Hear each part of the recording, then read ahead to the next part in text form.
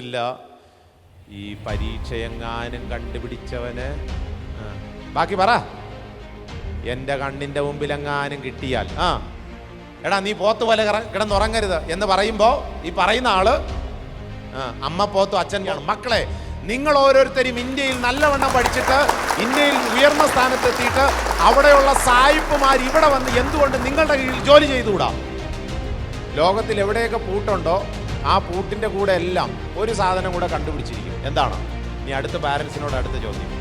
നമ്മുടെ ഇപ്പോഴത്തെ പിള്ളേരുടെ ഈ വളർച്ച കണ്ടാൽ അവസാന കാലത്ത് നമുക്കൊരു ഗ്ലാസ് വെള്ളം കിട്ടും എന്ന് നിങ്ങൾക്ക് തോന്നുന്നുണ്ടോ?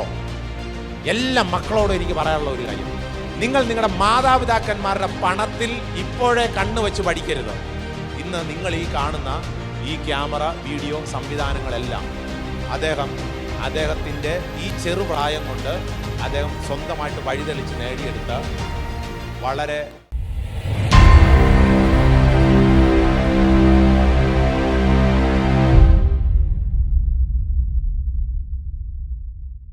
എന്താണ് ഇന്നത്തെ ദിവസത്തിൻ്റെ പ്രത്യേകത?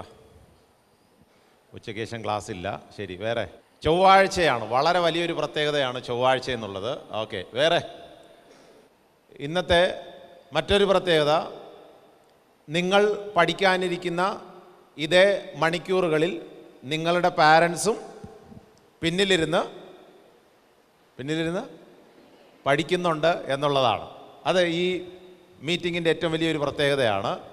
അപ്പോൾ എല്ലാ വിദ്യാർത്ഥികളെയും അതുപോലെ തന്നെ മാതാപിതാക്കന്മാരെയും അധ്യാപകരെയും ഈ ക്ലാസ്സിലേക്ക് ഞാനും സ്വാഗതം ചെയ്യുന്നു. അൺലോക്ക് യുവർ പൊട്ടൻഷ്യൽ, അതായത് നമുക്കെല്ലാവർക്കും അനന്ത സാധ്യതകളുണ്ട് എന്നുള്ളതാണ്. ഈ അനന്ത സാധ്യതകളെ ശരിയായ രീതിയിൽ ഉപയോഗിക്കണമെങ്കിൽ അതിൻ്റെ പൂട്ട് തുറക്കണം. ലോകത്തിൽ എവിടെയൊക്കെ പൂട്ടുണ്ടോ ആ പൂട്ടിൻ്റെ കൂടെ എല്ലാം ഒരു സാധനം കൂടെ കണ്ടുപിടിച്ചിരിക്കും. എന്താണ്? അതിൻ്റെ കീ, അതിൻ്റെ താക്കോൽ.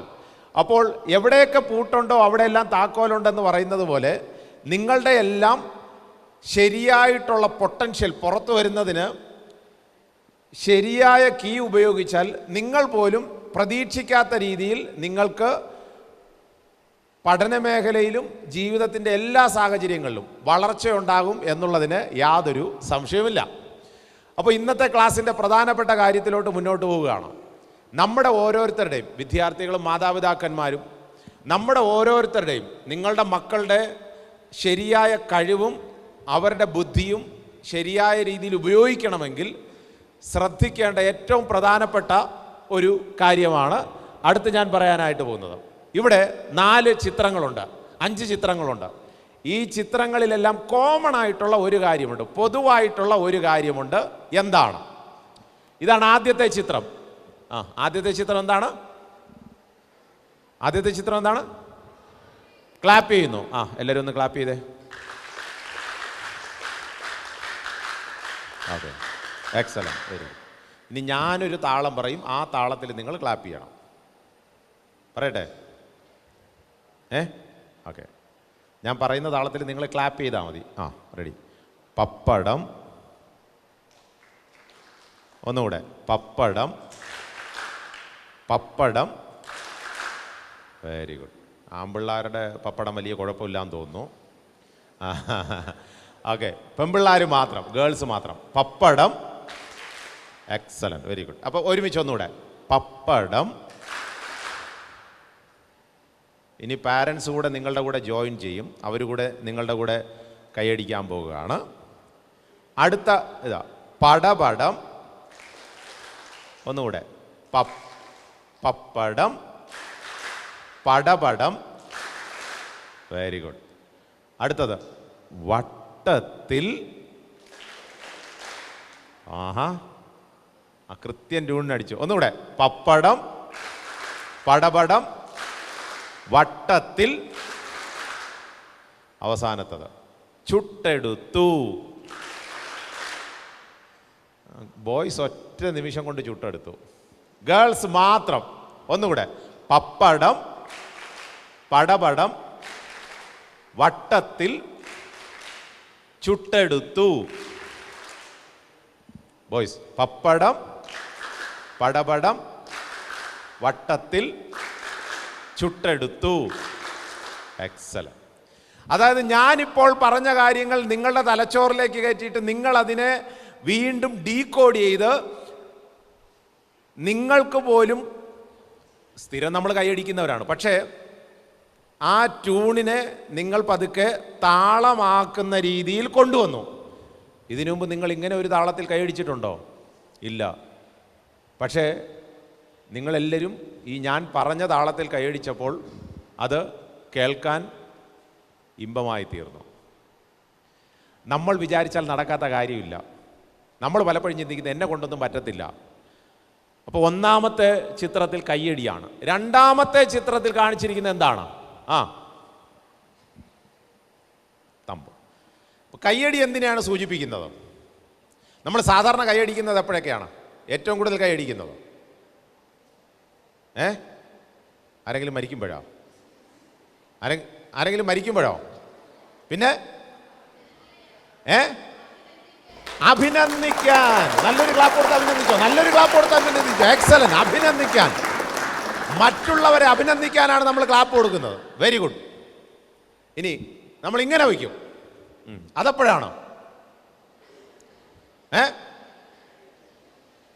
ആരെങ്കിലും എന്തെങ്കിലും ചെയ്യുമ്പോൾ നമ്മൾ ഓൾ ദ ബെസ്റ്റ്, കൊള്ളാം, നല്ലതാ എന്ന് പറയും. അടുത്ത് മൂന്നാമത്തത് കുറച്ച് എഴുതി വച്ചിരിക്കുകയാണ്. Great job, thank you, well done എന്നൊക്കെ പറഞ്ഞ് വാക്കുകൾ കൊണ്ട് നമ്മൾ ഈ ഒരാൾ ചെയ്ത കാര്യത്തെ വീണ്ടും അഭിനന്ദിക്കും. ഇനി തീർന്നില്ല, അടുത്ത അവസാനത്തത് ഈ ട്രോഫി കൊടുക്കും. ട്രോഫി കിട്ടിയിട്ടുണ്ടോ? എപ്പോഴാണ് ട്രോഫി കിട്ടുന്നത്? ജയിക്കുമ്പോൾ ട്രോഫി കിട്ടുന്നു. ഇനി ഓട്ട മത്സരത്തിനും ഒളിമ്പിക്സിനും മാത്രമുള്ള ഒരു പവലിയനുണ്ട്, വിന്നേഴ്സിന് കയറി നിൽക്കാനുള്ള പവലിയൻ. അതും സൂചിപ്പിക്കുന്നത് വിജയിക്കുന്നവരെ പ്രോത്സാഹിപ്പിക്കാനാണ്. അപ്പോൾ ഇത്രയും കാര്യങ്ങളിൽ പൊതുവായിട്ടുള്ള ഒരു കാര്യം, ഈ ഒരൊറ്റ സാധനം ഉണ്ടെങ്കിൽ മനുഷ്യൻ്റെ ജീവൻ തന്നെ നിലനിൽക്കത്തുള്ളൂ എന്നാണ് പറയുന്നത്. നല്ല ആരോഗ്യത്തോടെ, ബുദ്ധിയോടെ, ക്രിയേറ്റീവായിട്ട് ചിന്തിച്ച് പഠിക്കാനും മക്കളെ വളർത്താനും മാതാപിതാക്കന്മാർക്ക് മക്കളെ വളർത്തുന്നതിനും ഇത് വളരെ അത്യന്താപേക്ഷിതമായിട്ടൊരു കാര്യമാണ്. എല്ലാ ചിത്രങ്ങളിലും കോമൺ ആയിട്ടുള്ള ഒരൊറ്റ കാര്യമുണ്ട്. എന്താണ്?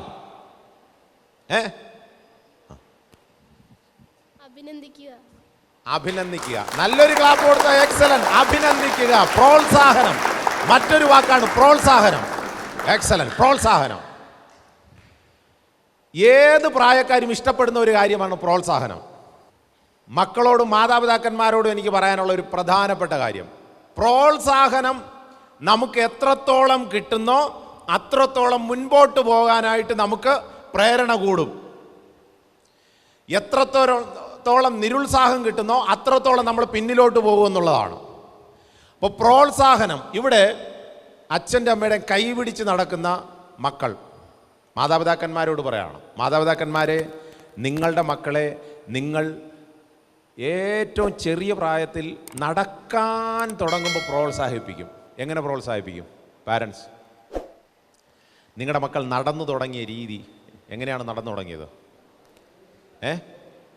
കൈ പിടിച്ച് അച്ഛന്മാർ നമ്മൾ കൈ പിടിച്ച് നടത്തും. പിന്നെ വേറൊരു രീതിയുണ്ട്, ശ്രദ്ധിച്ച് കേട്ടോണം. വേറൊരു രീതിയുണ്ട്. മിക്കവാറും പപ്പമാർ ചെയ്യുന്ന ഒരു കാര്യമുണ്ട്, പിള്ളാരെ പിടിച്ച് സ്വന്തം കാലിൻ്റെ പുറത്ത് നിർത്തിയിട്ട് നടന്നിട്ടുണ്ട്. അങ്ങനെ ആരെങ്കിലും? നിങ്ങൾക്കത് ഓർമ്മയില്ലാത്ത നടന്നിട്ടുണ്ട്. പപ്പമാർ സ്വന്തം കാലിൻ്റെ പുറത്ത് പിടിച്ച് നിർത്തിയിട്ട്, അപ്പോൾ പപ്പയുടെ കാലിലായിരിക്കും ഇവൻ ചവിട്ടി നിൽക്കുന്നത്, പക്ഷേ ഇവൻ ഇങ്ങനെ നടക്കാൻ തുടങ്ങും. ഈ ചെറുപ്രായത്തിൽ കിട്ടുന്ന ഒരു പ്രോത്സാഹനമുണ്ട്, എന്നെ കൊണ്ട് നടക്കാൻ സാധിക്കുമെന്നുള്ള ഒരു പ്രോത്സാഹനം. അല്പം കൂടെ കഴിയുമ്പോൾ സ്കൂളിൽ പോകുന്ന കുട്ടികൾക്ക് ഏറ്റവും ചെറുപ്രായത്തിൽ നിങ്ങളുടെ എല്ലാ പാരൻസും ചെയ്തിട്ടുള്ള ഒരു പ്രോത്സാഹനമുണ്ട്. ആദ്യമായിട്ട് LKG UKG പോയപ്പോൾ നിങ്ങളുടെ ബാഗ് ആര് ചുമന്നു? ആര് ചുമന്നു? അമ്മ ചുമന്നു. ആര് ചുമന്നു? അമ്മ. എന്നെങ്കിലും നമ്മുടെ അമ്മയുടെ അടുത്ത്, മമ്മി LKG UKG 1 2 എൻ്റെ ബാഗ് ചുമന്ന മമ്മി, ഐ ലവ് യു എന്ന് പറഞ്ഞിട്ടുണ്ടോ? ഇല്ല. ഇതിപ്പോൾ എത്ര കിലോ ഉണ്ടെന്നറിയാമോ? ഏറ്റവും കുറഞ്ഞ ഒരു 15-20 കിലോ കാണും. ചിലപ്പോൾ ഇന്നും നിങ്ങളുടെ ഏതെങ്കിലും പാരൻസ് നിങ്ങളുടെ ബാഗ് ചുമന്ന് കാണും, അല്ലേ? ആരുടെയൊക്കെ ബാഗ് ചുമന്നു? ഒന്ന് കൈവയ്ക്കേ. ഇന്ന് നിങ്ങളുടെ പാരൻസ് നിങ്ങളുടെ ബാഗ് ചുമന്നവർ കൈവയ്ക്കോ, ധൈര്യമായിട്ട് കൈവയ്ക്കോ, ഒരു കുഴപ്പമില്ല. മോളുടെ ബാഗ് ചുമന്നു. മോളുടെ ബാഗ്. വേറെ ആരുടെ ബാഗ്? അതാണ് പ്രോത്സാഹനം. ചെറുപ്രായം മുതലേ നിങ്ങൾ ചെയ്യേണ്ട കാര്യങ്ങൾ നിങ്ങളുടെ കൈപിടിച്ച് നിങ്ങളുടെ കൂടെ നടന്ന് നിങ്ങൾക്ക് ചെയ്യാൻ വേണ്ടിയിട്ട് ധൈര്യം നൽകി നിങ്ങളെ പ്രോത്സാഹിപ്പിക്കുന്ന ആ ഒരു സ്വഭാവം ഉണ്ടല്ലോ, അത് നിങ്ങൾക്ക് കൂടുതൽ ഗുണം ചെയ്യുന്നതാണ്. അപ്പോൾ മാതാപിതാക്കന്മാരോട് മക്കളോടും എനിക്ക് പറയാനുള്ള ഒന്നാമത്തെ കാര്യം, മക്കളെ പ്രോത്സാഹിപ്പിക്കുക, മാതാപിതാക്കന്മാരെ പ്രോത്സാഹിപ്പിക്കുക. മാതാപിതാക്കന്മാരോട് പറയണം, നിങ്ങളുടെ മക്കളെ നിങ്ങൾ എത്രത്തോളം പ്രോത്സാഹിപ്പിക്കുന്നോ അത്രത്തോളം അവരുടെ പഠനത്തിന് ഭയങ്കര മികവ് കിട്ടും. സ്കൂളിൽ നിന്നും പഠിച്ചിട്ട് വീട്ടിലേക്ക് വരുന്ന കുട്ടിയെ ആദ്യം കാണുമ്പോൾ നമ്മൾ സാധാരണ ഉപയോഗിക്കുന്ന ഒരു വാക്കുണ്ട്. ആദ്യം കാണുമ്പോൾ ഒരു ചോദ്യം അങ്ങോട്ട് ചോദിക്കും. നിങ്ങൾ പറയണ്ട. എന്താ ചോദിക്കുന്നത്? നമ്മൾ സാധാരണ ചോദിക്കുന്ന ഒരു ചോദ്യം എന്താ ചോദിക്കും? അപ്പോൾ പിള്ളേരെ കൊണ്ട് തന്നെ പറയിപ്പിക്കാം അല്ലേ? എന്തോ ചോദിക്കുന്നത് നമ്മുടെ പാരൻസ്? എന്തോ ചോദിക്കുന്നേ? പറഞ്ഞോ, ധൈര്യമായിട്ട് പറഞ്ഞോ. എന്തോ ചോദിക്കും? ഒന്നും ചോദിക്കത്തില്ലേ? എന്ത് ചോദിക്കും? എന്തൊക്കെ പഠിപ്പിച്ചു? നിങ്ങൾ രാവിലെ മുതൽ വൈകുന്നേരം വരെ സ്കൂളിലിരുന്ന നിങ്ങൾ വീട്ടിലോട്ട് പോകുമ്പോൾ നിങ്ങളുടെ പാരൻസ് ആദ്യം ചോദിക്കുന്ന ചോദ്യം എന്തൊക്കെ പഠിപ്പിച്ചു?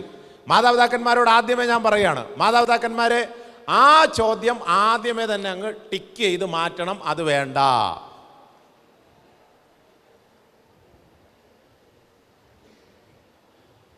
പിള്ളേരുടെ അടുത്ത് ചോദിക്കുകയാണ്, അത്തരമൊരു ചോദ്യം നിങ്ങളോട് ചോദിക്കുമ്പോൾ നിങ്ങൾക്ക് ഇഷ്ടപ്പെടുമോ ഇല്ലയോ? ഒന്ന് ഉച്ചത്തിൽ പറ. കേട്ടല്ലോ? എന്തുകൊണ്ട് അവർക്ക് ഇഷ്ടപ്പെടുന്നില്ല? കാരണം ഇവിടെ രാവിലെ സ്കൂളിലാണ് ഇരിക്കുന്നത്, വൈകുന്നേരം വരെ സ്കൂളിലാണ് ഇരിക്കുന്നത്. സ്കൂളിൽ പഠിച്ച കാര്യങ്ങളൊക്കെ അവർ മനസ്സിൽ ചിന്തിച്ച് വീട്ടിലേക്ക് വരുമ്പോൾ ആദ്യം ഒരു ചോദ്യം, എടാ എന്താണ് പഠിപ്പിച്ചത്? അപ്പം നമ്മൾ പറയുന്ന ഉത്തരം എന്താണ്? സാധാരണ എല്ലാ പിള്ളേരും പറയുന്ന ഒരു ഉത്തരവുണ്ട്, അവിടെ ഒന്നും പഠിപ്പിച്ചിട്ടില്ല. നല്ലൊരു ക്ലാപ്പോട്. സത്യം പറഞ്ഞു. അതൊരു വല്ലാത്തൊരു മിക്കവാറും നമ്മൾ ഉപയോഗിക്കുന്നത് അല്ലേ? നമ്മൾ പറഞ്ഞിട്ടില്ലേ, ഇന്നൊന്നും പഠിപ്പിച്ചില്ല. പിന്നെ പിറ്റേ ദിവസം ചോദിച്ചാലും പിള്ളേർ എന്തോ പറയും? ഇന്നൊന്നും പഠിപ്പിച്ചില്ല. ഈ 365 ദിവസത്തിൽ 200 പ്രവൃത്തി ദിവസത്തിലും കുട്ടികളുടെ ഉത്തരവ് ഇതാണ്, ഇന്നൊന്നും പഠിപ്പിച്ചില്ല. ഉടനെ പാരൻസിൻ്റെ അടുത്ത ചോദ്യം, പിന്നെ അധ്യാപകരെ കുറിച്ച് അടുത്തൊരു ചോദ്യം വരും. പിന്നെ പാരൻസ് അവിടെ പിന്നെ ടീച്ചർ അവിടെ എന്തോ എടുക്കുമായിരുന്നു എന്ന്. അപ്പോൾ കുറ്റം മുഴുവൻ അവസാനം ടീച്ചറിൻ്റെ തലയിലായി. അപ്പോൾ ഇവിടെയാണ് എനിക്ക് പറയാനുള്ള ഒന്നാമത്തെ കാര്യം, പ്രോത്സാഹനാത്മകമായ വാക്കുകളാണ് നമ്മുടെ കുട്ടികൾ സ്കൂളിൽ നിന്ന് വീട്ടിലേക്ക് വരുമ്പോൾ ആദ്യം കൊടുക്കേണ്ടത്. അത് കുട്ടിക്ക് നൽകുന്ന ഒരു ഊർജ്ജമുണ്ട്. ഈ നമ്മുടെ ബ്രെയിനിനൊരു പ്രത്യേകതയുണ്ട്. പാരൻസ് ശ്രദ്ധിച്ച് കേട്ടണം, നമ്മുടെ ബ്രെയിനിനൊരു പ്രത്യേകതയുണ്ട്. ഏത് കാര്യം ചെയ്യുമ്പോഴും നിരുത്സാഹത്തിൻ്റെ ഒരൊറ്റ വാക്ക് മതി ഈ ചെയ്യുന്ന കാര്യങ്ങൾ ഇനി അങ്ങോട്ട് ചെയ്യണ്ട, ഇനി അതിനെക്കുറിച്ച് ചിന്തിക്കേണ്ട എന്ന് പറഞ്ഞ് പിന്മാറാൻ. അതുകൊണ്ടാണ് കുട്ടികൾ പറയുന്നത്, ഇന്നെന്തോടാ പഠിപ്പിച്ചത്? ഇന്നൊന്നും പഠിപ്പിച്ചില്ല. പഠിപ്പിച്ചോ എന്ന് ചോദിച്ചാൽ തീർച്ചയായിട്ടും പഠിപ്പിച്ചു, എല്ലാ വിഷയവും ശരിയായ രീതിയിൽ പഠിപ്പിച്ചു. പക്ഷേ കുട്ടികൾ അങ്ങനെ പറയാനായിട്ടുള്ള കാരണം ഞങ്ങൾക്ക് ഈ ഉത്തരം തരാനായിട്ട് ഇപ്പോൾ മനസ്സില്ല എന്നുള്ള രീതിയിലാണ് ഒരു ഉത്തരം തരുന്നത്. അതുകൊണ്ട് മാതാപിതാക്കന്മാരെ നമ്മുടെ കുട്ടികളെ പ്രോത്സാഹിപ്പിക്കണം. കുട്ടികൾ രാവിലെ സ്കൂളിലോട്ട് വരുമ്പോഴും അതുപോലെ തന്നെ സ്കൂളിൽ നിന്ന് വീട്ടിലോട്ട് വരുമ്പോഴും മക്കളെ ഇന്ന് രാവിലെ മുതൽ വൈകുന്നേരം വരെ നിങ്ങൾ സ്കൂളിൽ പോയല്ലോ, ദാറ്റ് ഈസ് ഗ്രേറ്റ് എന്ന് വേണം പറഞ്ഞ് പ്രോത്സാഹിപ്പിക്കാൻ. അങ്ങനെ പ്രോത്സാഹിപ്പിച്ച് തോളിൽ തട്ടിയിട്ട് കൊള്ളാം, നീ ഇന്ന് പഠിക്കാൻ പോയല്ലോ, തിരിച്ച് കൃത്യമായിട്ട് വന്നല്ലോ എന്ന് ഒരു വാക്ക് പറഞ്ഞാൽ അപ്പോഴും ചിലപ്പോൾ പിള്ളേർ നമ്മൾ പോലും അറിയാതെ പറയും, മമ്മി ഇന്ന് എന്തൊക്കെ പഠിപ്പിച്ചെന്നറിയാമോ? ഇങ്ങനെ പതുക്കെ അവരുടെ ആ രഹസ്യത്തിൻ്റെ കലവറ ഓപ്പൺ ചെയ്യാൻ തുടങ്ങും. ശരിയല്ലേ? അപ്പം മക്കളെ പ്രോത്സാഹിപ്പിക്കുക എന്നുള്ളത് വളരെ പ്രധാനപ്പെട്ട കാര്യമാണ്. ഇവിടെയാണ് കുട്ടികളുടെ പഠനവുമായി ബന്ധപ്പെട്ട ഒരു പ്രധാനപ്പെട്ട കാര്യം പറയുന്നത്. കുട്ടികൾ പഠിക്കാനായിട്ടിരിക്കുമ്പോൾ അവരുടെ പഠന രീതി എങ്ങനെയാണെന്ന് മാതാപിതാക്കന്മാരെ നിങ്ങളൊന്ന് മനസ്സിലാക്കണം. സാധാരണ 4 രീതിയിലാണ് കുട്ടികളുടെ പഠന രീതി, അവരുടെ ബ്രെയിന് ഫങ്ഷൻ ചെയ്യുന്നത്. എങ്ങനെയാണ് അവർ കാര്യങ്ങൾ മെമ്മറി ചെയ്യുന്നെന്നുള്ളത് വളരെ പ്രധാനമാണ്. ചില മാതാപിതാക്കന്മാരുടെ കുട്ടികൾ, ചില പിള്ളേർ അവരുടെ മക്കളെ നിങ്ങളുടെ മെമ്മറി ചിലപ്പോൾ വർക്ക് ചെയ്യുന്നത് പറഞ്ഞു പഠിക്കുമ്പോഴായിരിക്കും. അതായത് വായിച്ച് ഉച്ചത്തിൽ വായിച്ച് പഠിച്ചുകൊണ്ടേയിരിക്കണം. ചിലപ്പോൾ അങ്ങനെ ആയിരിക്കും നമ്മുടെ പിള്ളേരുടെ ബ്രെയിൻ വർക്ക് ചെയ്യുന്നത്. അങ്ങനെ പറഞ്ഞു പഠിച്ചാലേ മനസ്സിലാകത്തുള്ളൂ. അങ്ങനെ പറഞ്ഞു പഠിച്ചാലേ ചിലപ്പം ബ്രെയിനിലോട്ട് അത് മെമ്മറിയിലോട്ടാകത്തുള്ളൂ. അങ്ങനെയാണെങ്കിൽ പാരൻസ് ആ രീതിയിൽ കുട്ടികളെ പ്രോത്സാഹിപ്പിക്കണം. എന്തോ പറയണം? മക്കളെ നല്ല ഉച്ചത്തിൽ വായിച്ചോ. ചില പാരൻസ് നേരെ തിരിച്ചു പറയും, എടാ മിണ്ടാതെ ഇരുന്ന് പഠിച്ചോണം, ശബ്ദമൊന്നും വയ്ക്കരുത്, മിണ്ടി പോകരുത്. അപ്പോൾ ഈ പഠിക്കുന്ന കുട്ടിയുടെ മെമ്മറിയിൽ പഠിക്കേണ്ട കാര്യങ്ങൾ പഠിക്കാൻ പറ്റാതെ പതുക്കെ അങ്ങ് ഓഫ് ചെയ്യും.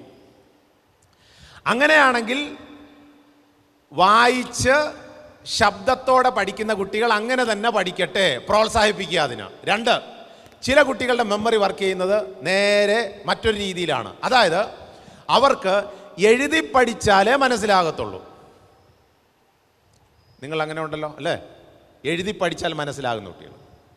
അവർ ചിലപ്പോൾ പറഞ്ഞു പഠിക്കത്തില്ല, എഴുതി പഠിക്കും. കാണുന്ന പേപ്പറെല്ലാം എടുത്തിട്ട് പഠിക്കുന്ന എല്ലാം ഇങ്ങനെ എഴുതി പഠിക്കും. അപ്പോൾ എഴുതി പഠിക്കുന്ന കുട്ടികൾക്ക് കുറച്ച് പേപ്പർ കൂടുതൽ വാങ്ങിച്ചു കൊടുക്കണം, പുസ്തകങ്ങൾ വാങ്ങിച്ചു കൊടുക്കണം. ഞങ്ങളുടെയൊക്കെ കാലത്ത് പുസ്തകങ്ങളും പേപ്പറുകളും വാങ്ങാനില്ല. അതുകൊണ്ട് ചെയ്യുന്നത്, മലയാള മനോരമയുടെ ന്യൂസ് പേപ്പർ കിട്ടുകയാണെങ്കിൽ ഈ ന്യൂസ് പേപ്പറിൻ്റെ ഏറ്റവും ബാക്കിലോ സൈഡിലോ കുറച്ച് സ്ഥലം ഇങ്ങനെ കിടക്കും. അപ്പോൾ കിട്ടുന്ന ന്യൂസ് പേപ്പറെല്ലാം കരുതി വെച്ചിട്ട് ഇതിൻ്റെ സൈഡിലൊക്കെ എഴുതി പഠിക്കുമായിരുന്നു. അന്ന് പേപ്പർ വാങ്ങാൻ പൈസ ഇല്ലല്ലോ. പക്ഷേ ഇന്ന് മക്കളെ നിങ്ങൾക്ക് പഠിക്കണമെന്ന് പറഞ്ഞാൽ ഏതെങ്കിലും പാരൻസ് അത്രയൊന്നും വേണ്ട, കുറച്ച് മതി എന്ന് പറയുമോ, അതോ പഠിക്കണമല്ലേ, എന്തോ വാങ്ങേണ്ടത്, ഞാൻ വാങ്ങിച്ചു തരാം, ഏതായിരിക്കും ചെയ്യുന്നത്? ഉടനെ അവരിങ്ങോട്ട് പ്രോത്സാഹിപ്പിക്കും അല്ലേ? പഠിക്കാനുള്ള അനന്ത സാധ്യത തുറന്നു വിട്ടിരിക്കുകയാണ് നിങ്ങളുടെ പാരൻസ് മക്കളെ. അപ്പോൾ അവിടെയാണ് മാതാപിതാക്കന്മാരുടെ പ്രോത്സാഹനം. മൂന്നാമത്തെ രീതിയിലൊരു നമ്മുടെ ബ്രെയിൻ വർക്ക് ചെയ്യുന്ന മൂന്നാമത്തെ ഒരു രീതിയുണ്ട്. അതായത് പറഞ്ഞു പഠിച്ചു, എഴുതി പഠിച്ചു. മൂന്നാമതൊരു രീതിയുണ്ട്. എന്തെന്നറിയാമോ? പിൻ ഡ്രോപ്പ് സൈലൻ്റ് ആയിരിക്കും. ഒരു ശബ്ദവും കേൾക്കാതെ ഇരുന്ന് പഠിക്കണം. അങ്ങനെ പഠിക്കുന്ന രീതിയായിരിക്കും ചില കുട്ടികൾക്ക് ഭയങ്കര ഇഷ്ടം. അപ്പോൾ പാരൻസിനോട് പറയാം, അങ്ങനെ പഠിക്കുന്ന കുട്ടികൾ അങ്ങനെ പഠിക്കാൻ അനുവദിക്കണം. എടാ ശബ്ദത്തിൽ വായിക്കടാ, ഇവിടെ ഒന്നും കേൾക്കുന്നില്ല എന്ന് പറഞ്ഞ് പിള്ളേരെ ബഹളം ഉണ്ടാക്കാൻ പോകരുത്. ചിലപ്പോൾ കുട്ടിക്ക് അത് മനസ്സിലാകത്തില്ല. മീൻസ് കുട്ടിക്ക് പഠിക്കാനിരിക്കുന്നത് തന്നെ ചിലപ്പം പഠിക്കാൻ പറ്റാത്ത രീതിയായി പോകും. ഇനി 4മതൊരു രീതിയുണ്ട്. അതാണ് ഇന്നത്തെ കുട്ടികൾ കൂടുതൽ അവലംബിക്കുന്ന ഒരു രീതി. എന്തോന്നറിയാമോ? എന്തെങ്കിലും ആക്ടിവിറ്റി ചെയ്തുകൊണ്ടായിരിക്കും ഇരുന്ന് പഠിക്കുന്നത്. കൈയും കാലും ഇങ്ങനെ അനക്കി, വേണമെങ്കിൽ പേനയൊക്കെ ഇങ്ങനെ ഇട്ട് കിടകിടാന്ന് കറക്കി, പിന്നെ അവിടെ തട്ടി ഇവിടെ തട്ടി, പിന്നെ എന്തെങ്കിലുമൊക്കെ അങ്ങോട്ടും ഇങ്ങോട്ടും നോക്കി, ചിലപ്പോൾ സൈക്കിളിൻ്റെ മുകളിൽ കയറി ഇരുന്ന് ഇങ്ങനെ ചവിട്ടി ആയിരിക്കും പഠിക്കുന്നത്. ചിലപ്പം മിച്ചറോ ചിപ്സോ എല്ലാം ഉണ്ടെങ്കിൽ അതെടുത്ത് തിന്നും പഠിച്ചുകൊണ്ടിരിക്കും. അതാണ് നമ്മുടെ കുട്ടികളുടെ രീതിയെങ്കിൽ ഒരു 10 കിലോ മിച്ചർ കൂടുതൽ വാങ്ങിച്ചു കൊടുക്കണം. കാരണം അവരുടെ ബ്രെയിൻ അങ്ങനെ ഫങ്ഷൻ ചെയ്യുന്നത്. എന്ന് പറഞ്ഞാൽ അതിൻ്റെ അർത്ഥം നമ്മുടെ മക്കളുടെ പഠന രീതി എന്താണെന്ന് മനസ്സിലാക്കി. ഈ 10 കിലോ എന്ന് പറഞ്ഞാൽ ഇന്ന് തന്നെ ആരും പോയി 10 കിലോ മിച്ചർ വാങ്ങരുത്. പിന്നെ ചില പിള്ളേരെന്ത് ചെയ്യുന്നറിയോ? ചില പിള്ളേർ മനഃപൂർവ്വം ഉഴപ്പാൻ വേണ്ടിയിട്ട് ചെവിയിൽ മറ്റേ സാധനമൊക്കെ കയറ്റി വെച്ച് പഠിക്കും. അത് നല്ല രീതിയല്ല. ചെവിക്കകത്ത് മറ്റേ പാട്ടൊക്കെ കേട്ട് പഠിക്കുന്നത്, അങ്ങനെ പഠിക്കാൻ പറ്റത്തില്ല. കാരണം നമ്മുടെ ബ്രെയിനിന് ഒരു സമയം ഒന്നിലേ കോൺസെൻട്രേറ്റ് ചെയ്യാൻ പറ്റത്തുള്ളൂ. TV കണ്ടുകൊണ്ട് പഠിക്കുക, ജനലിൽ കൂടെ പുറത്തുകൂടെ പോകുന്ന ആളുകളെയൊക്കെ നോക്കി പഠിക്കുക, അങ്ങനെ നമുക്ക് എന്തായാലും പഠിക്കാൻ പറ്റത്തില്ല. കാരണം നമ്മുടെ ബ്രെയിന് കോൺസെൻട്രേറ്റ് ചെയ്യാൻ പറ്റുന്ന ഏതെങ്കിലും ഒരു കാര്യത്തിലായിരിക്കും. അപ്പം ഞാൻ പറഞ്ഞു വരുന്നത്, നമ്മുടെ കുട്ടികളുടെ പഠന രീതിയെ പ്രോത്സാഹിപ്പിക്കുക. തിരിച്ച് മക്കളോട് ഞാൻ പറയുകയാണ്, നിങ്ങളുടെ മാതാപിതാക്കന്മാരെ നിങ്ങൾ പ്രോത്സാഹിപ്പിക്കണം. അത് നമുക്ക് അത്യാവശ്യം വേണ്ട ഒരു സാധനമാണ്, മാതാപിതാക്കന്മാരെ പ്രോത്സാഹിപ്പിക്കുക. ഒരിക്കലൊരു അമ്മ എന്നോട് ഇതുപോലൊരു ക്ലാസ് കഴിഞ്ഞപ്പോൾ പറഞ്ഞു, സാറേ, ഞാൻ എൻ്റെ മകളെ പ്രസവിച്ചു വളർത്തി വലുതാക്കി, അവളിപ്പോൾ 10ാം ക്ലാസ്സിൽ പഠിച്ചുകൊണ്ടിരിക്കുകയാണ്. പക്ഷേ 6ാം ക്ലാസ് കഴിഞ്ഞതിന് ശേഷം ഒരിക്കൽ പോലും അവൾ എൻ്റെ അടുത്തോട്ട് വന്നിട്ട് മമ്മി ഞാനിന്ന് സ്കൂളിൽ പോവുകയാണ് എന്ന് പറഞ്ഞ് ഒരു സ്പർശനം അല്ലെങ്കിൽ ഒരു ടച്ച് എൻ്റെ അടുത്ത് വന്ന് എന്നെ ഒന്ന് തൊടാൻ പോലും ഇപ്പോഴത്തെ പിള്ളേർക്ക് മനസ്സില്ല സാറേ. പണ്ട് നമ്മുടെ ചെറിയ കാലഘട്ടത്തിലുള്ള നമ്മൾ ചെറുപ്രായമായിരുന്നപ്പോൾ ശ്രദ്ധിച്ചോണം, നമ്മൾ കൊച്ചുകുട്ടികളായിരുന്നപ്പോൾ നമുക്കെല്ലാവർക്കും വേണ്ട ഒരു സാധനമായിരുന്നു ടച്ച്. ഉറങ്ങുന്നതിന് മുമ്പ് ഓടി അമ്മയുടെ അടുത്ത് പോകും, അച്ഛൻ്റെ അടുത്ത് പോകും. എന്തിനാ? ഉമ്മ മേടിക്കും, ഉമ്മ വാങ്ങാൻ. ഇപ്പോഴും നമ്മൾ ആരെങ്കിലും പോവുമോ? അന്ന് പണ്ടത്തെ ഉമ്മ ഇപ്പോഴത്തെ ഉമ്മയും തമ്മിലുള്ള എന്തെങ്കിലും വ്യത്യാസമുണ്ടോ? എന്തുകൊണ്ട് ഇപ്പം നമ്മൾ പോകുന്നില്ല? ഇപ്പം നമ്മൾ വളർന്നു. മാത്രമല്ല എനിക്കറിയാം, എനിക്ക് നിങ്ങളുടെ ടച്ചൊന്നും വേണ്ട. പക്ഷെ പാരൻസിന് വേണം നമ്മുടെ ടച്ച്. നമ്മളെ നൊന്ത് പ്രസവിച്ച നമ്മുടെ മാതാപിതാക്കന്മാർ, മക്കളെ നിങ്ങൾ ഓരോരുത്തരും സ്കൂളിലേക്ക് വരുമ്പോൾ സ്കൂളിൽ പോകുന്ന എൻ്റെ മകൻ ആയുസ്സും ആരോഗ്യത്തോടെ തിരിച്ചു വരുമോ എന്ന് ആശങ്കയോടെ കാത്തിരിക്കുന്ന ഒരു കാലഘട്ടത്തിലാണ് ഇന്ന് നിങ്ങളുടെ മാതാപിതാക്കന്മാർ ജീവിക്കുന്നത്. അവർക്കറിയാം ഞാൻ പറഞ്ഞതിൻ്റെ അർത്ഥം എന്താണെന്ന്. ഞങ്ങളുടെയൊക്കെ കാലഘട്ടത്തിൽ ഇതൊരു പ്രശ്നമേ അല്ലായിരുന്നു.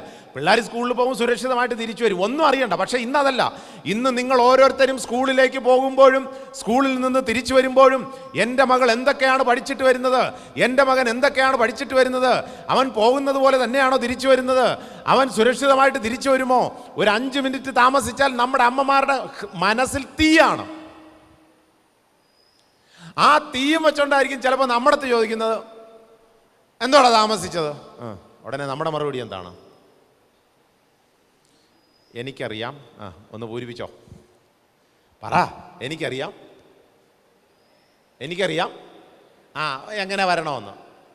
ഞാൻ പണ്ടത്തെ പോലെ ചെറിയ കുട്ടിയൊന്നും അല്ല. ഇനി മേലിൽ എൻ്റെ കാര്യത്തിൽ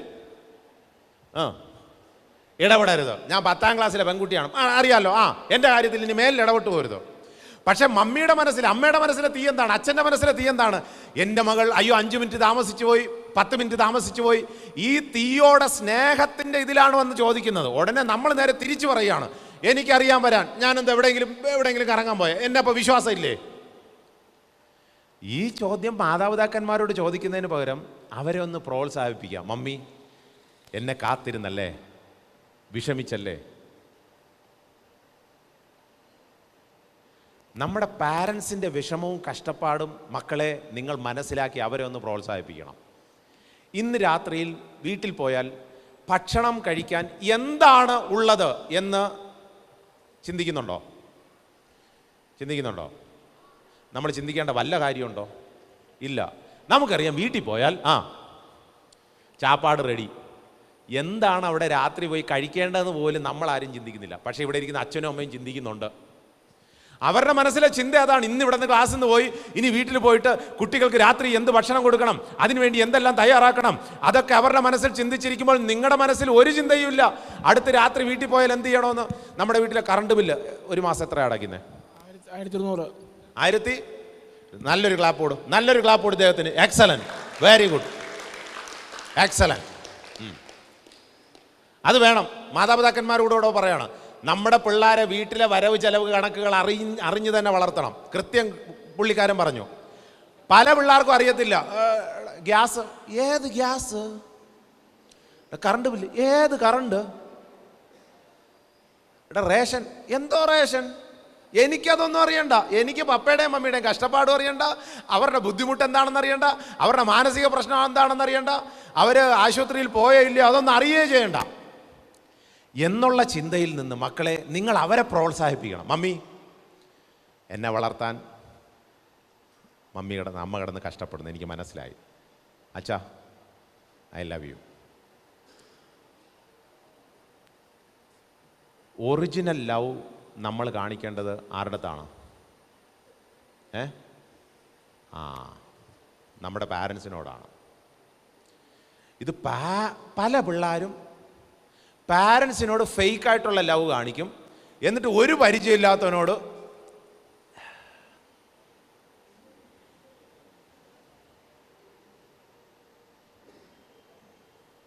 നമ്മൾ ആരെങ്കിലും പാരൻസിനോട് പറഞ്ഞിട്ടുണ്ടോ പപ്പ മമ്മി പപ്പ എൻ്റെ ചങ്കാണെന്ന് പറഞ്ഞിട്ടുണ്ടോ? എവിടെ പറയാൻ? ഒരു പരിചയമില്ലാത്തവനെ കാണുമ്പോൾ എൻ്റെ ചങ്കാണ്, ഞാൻ കണ്ണടച്ച നീയാണ് എൻ്റെ മുമ്പിൽ വന്ന് നിൽക്കുന്നത്. സ്വന്തം പാരൻസ് എങ്ങാനും മുമ്പിൽ വന്ന് നിന്നാൽ നമ്മുടെ ഉള്ള മൂടും പോയി. ഇതാ വന്നു മനുഷ്യനെ ഇവിടെ. അതൊന്ന് മാറ്റണം. നിങ്ങൾ വേദനിച്ചാൽ നിങ്ങളുടെ കൂടെ വേദനിക്കാനും, നിങ്ങൾ കരഞ്ഞാൽ നിങ്ങളുടെ കൂടെ കരയാനും ഒരൊറ്റ ആളെ കാണത്തുള്ളൂ, നിങ്ങളുടെ പാരൻസ് മാത്രം. അവരെ പ്രോത്സാഹിപ്പിക്കണം. ശരിയല്ലേ? ഞാൻ പലപ്പോഴും ചിന്തിക്കാറുള്ള ഒരു കാര്യമാണ്, ഈ നമ്മുടെ അമ്മമാർ നമ്മളെ വയറ്റിൽ ചുമക്കുന്ന ഒരു കാലഘട്ടം ഉണ്ടല്ലോ. പ്രസവത്തിന് തൊട്ട് മുൻപായിട്ട് അവസാനത്തെ സ്കാനിങ്ങിന് പോകുന്നൊരു സംഭവമുണ്ട്. ഇപ്പോഴൊക്കെ അങ്ങനെയാണ്, സ്കാനിങ്ങിന് പോകും. ഇപ്പോൾ സ്കാനിങ്ങിന് പോകുമ്പോൾ ഡോക്ടർ നമ്മുടെ അമ്മയുടെ വയറൊക്കെ ഒന്ന് സ്കാൻ ചെയ്തിട്ട് പറയും, നിങ്ങളുടെ മകന് ഇപ്പോൾ നല്ല സുരക്ഷിതമായിട്ടാണ് കിടക്കുന്നത്, കുഴപ്പമൊന്നുമില്ല, ഓക്കെയാണ് എന്നൊക്കെ പറയും. അതിൻ്റെ കൂടെ എക്സ്ട്രാ ഒരു സോഫ്റ്റ്വെയർ ഉണ്ടെന്നങ്ങ് ചിന്തിച്ചോ. സോഫ്റ്റ്വെയർ ഇല്ല ഭാഗ്യത്തിന്, സോഫ്റ്റ്വെയർ ഉണ്ടെന്നങ്ങ് ചിന്തിച്ചോ. ആ സോഫ്റ്റ്വെയറിൻ്റെ പ്രത്യേകത, ഈ വയറ്റിൽ വെച്ച് ഇതിങ്ങനെ സ്കാൻ ചെയ്യുമ്പോൾ ജനിക്കാൻ പോകുന്ന കുട്ടി 8ാം ക്ലാസ് 9ാം ക്ലാസ് 10ാം ക്ലാസ് 11ാം ക്ലാസ് 15 വയസ്സിനുള്ളിൽ ഏത് ടൈപ്പായിരിക്കും എന്ന് ആ സ്ക്രീനിൽ കൂടെ കാണിച്ചു തരും. അത് കണ്ടതിന് ശേഷം ഡോക്ടർ പറയും വേണോ വേണ്ടയോ. നിങ്ങൾക്ക് ജനിക്കാൻ പോകുന്ന മകള് 10ാം ക്ലാസ്സിൽ പഠിക്കുമ്പോൾ ഇങ്ങനെ ഇരിക്കും, 12ാം ക്ലാസ്സിൽ പഠിക്കുമ്പോൾ അവളുടെ ബിഹേവിയറൊക്കെ ഇങ്ങനെയായിരിക്കും എന്ന് കാണിച്ചു കൊടുത്താൽ നമ്മുടെ പാരൻസ് ആ സമയത്ത് എന്തായിരിക്കും ഉത്തരം പറയുന്നത്? എന്തോന്ന്? അയ്യോ എനിക്ക് ഈ മോളെ തന്നെ വേണം, ഭയങ്കര അനുസരണമുള്ള കുട്ടി. അയ്യോ ഞാൻ പറഞ്ഞാൽ അവന് കൃത്യമായിട്ട് അനുസരിക്കും. അങ്ങനെ പറയണം. അങ്ങനെ ആ മോള് പറഞ്ഞോല്ലോ, അങ്ങനെ പറഞ്ഞാൽ ഏറ്റവും ബെസ്റ്റ്. അപ്പോൾ ഞാൻ തിരിച്ച് മടങ്ങി വരികയാണ്. നിങ്ങളെ വളർത്താനായിട്ട് കഷ്ടപ്പെടുന്ന നിങ്ങളുടെ മാതാപിതാക്കന്മാരെ പ്രോത്സാഹിപ്പിക്കണം. അവരുടെ അടുത്ത് പോയിരിക്കണം, അവരുടെ അടുത്ത് മനസ്സ് തുറന്ന് സംസാരിക്കണം, അവരുടെ തോളിലൊന്ന് തൊടണം, അവരുടെ ദേഹത്തൊന്ന് തൊടണം. നമുക്കെന്തോ ഒരു തൊട്ടുകൂടായ്മ തീണ്ടിക്കൂടായ്മ ഇന്ന് കുട്ടികളും മാതാപിതാക്കന്മാരും തമ്മിലുണ്ട്, പ്രത്യേകിച്ച് ടീനേജിലോട്ടെത്തുമ്പോൾ.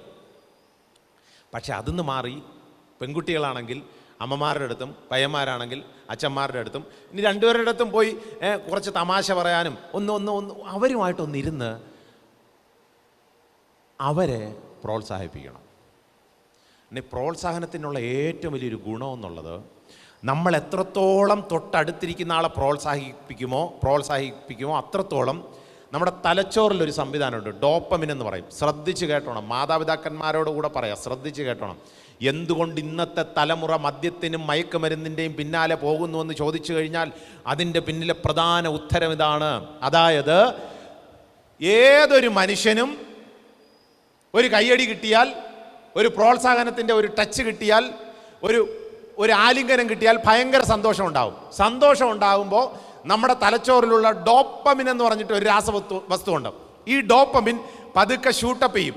ഈ ഡോപ്പമിനാണ് സന്തോഷം ഉണ്ടാക്കുന്ന സാധനം. അതുകൊണ്ടാണ് നിങ്ങൾക്ക് നിങ്ങളുടെ പപ്പയോ മമ്മിയോ തോളത്ത് കൈവയ്ക്കുമ്പോൾ തന്നെ ഭയങ്കര ഒരു സെക്യൂരിറ്റി ഫീൽ ചെയ്യുന്നത്, ഭയങ്കര ആശ്വാസം. എൻ്റെ പപ്പി എൻ്റെ മമ്മി. അതുപോലെ തന്നെ തിരിച്ച് നിങ്ങളുടെ മാതാപിതാക്കന്മാരുടെ അടുത്ത് പോയിട്ട് എൻ്റെ മമ്മി ഞാൻ കൂടെയുണ്ട്, മമ്മി പപ്പ ഞാൻ കൂടെയുണ്ട്. കഴിഞ്ഞ ദിവസം ഒരു പയ്യനെ ഞാൻ കണ്ടു. അവൻ്റെ പപ്പയാണെങ്കിൽ കടബാധ്യത കൊണ്ട് എന്ത് ചെയ്യണമെന്നറിയാതെ ബുദ്ധിമുട്ടിയിരിക്കുകയാണ്.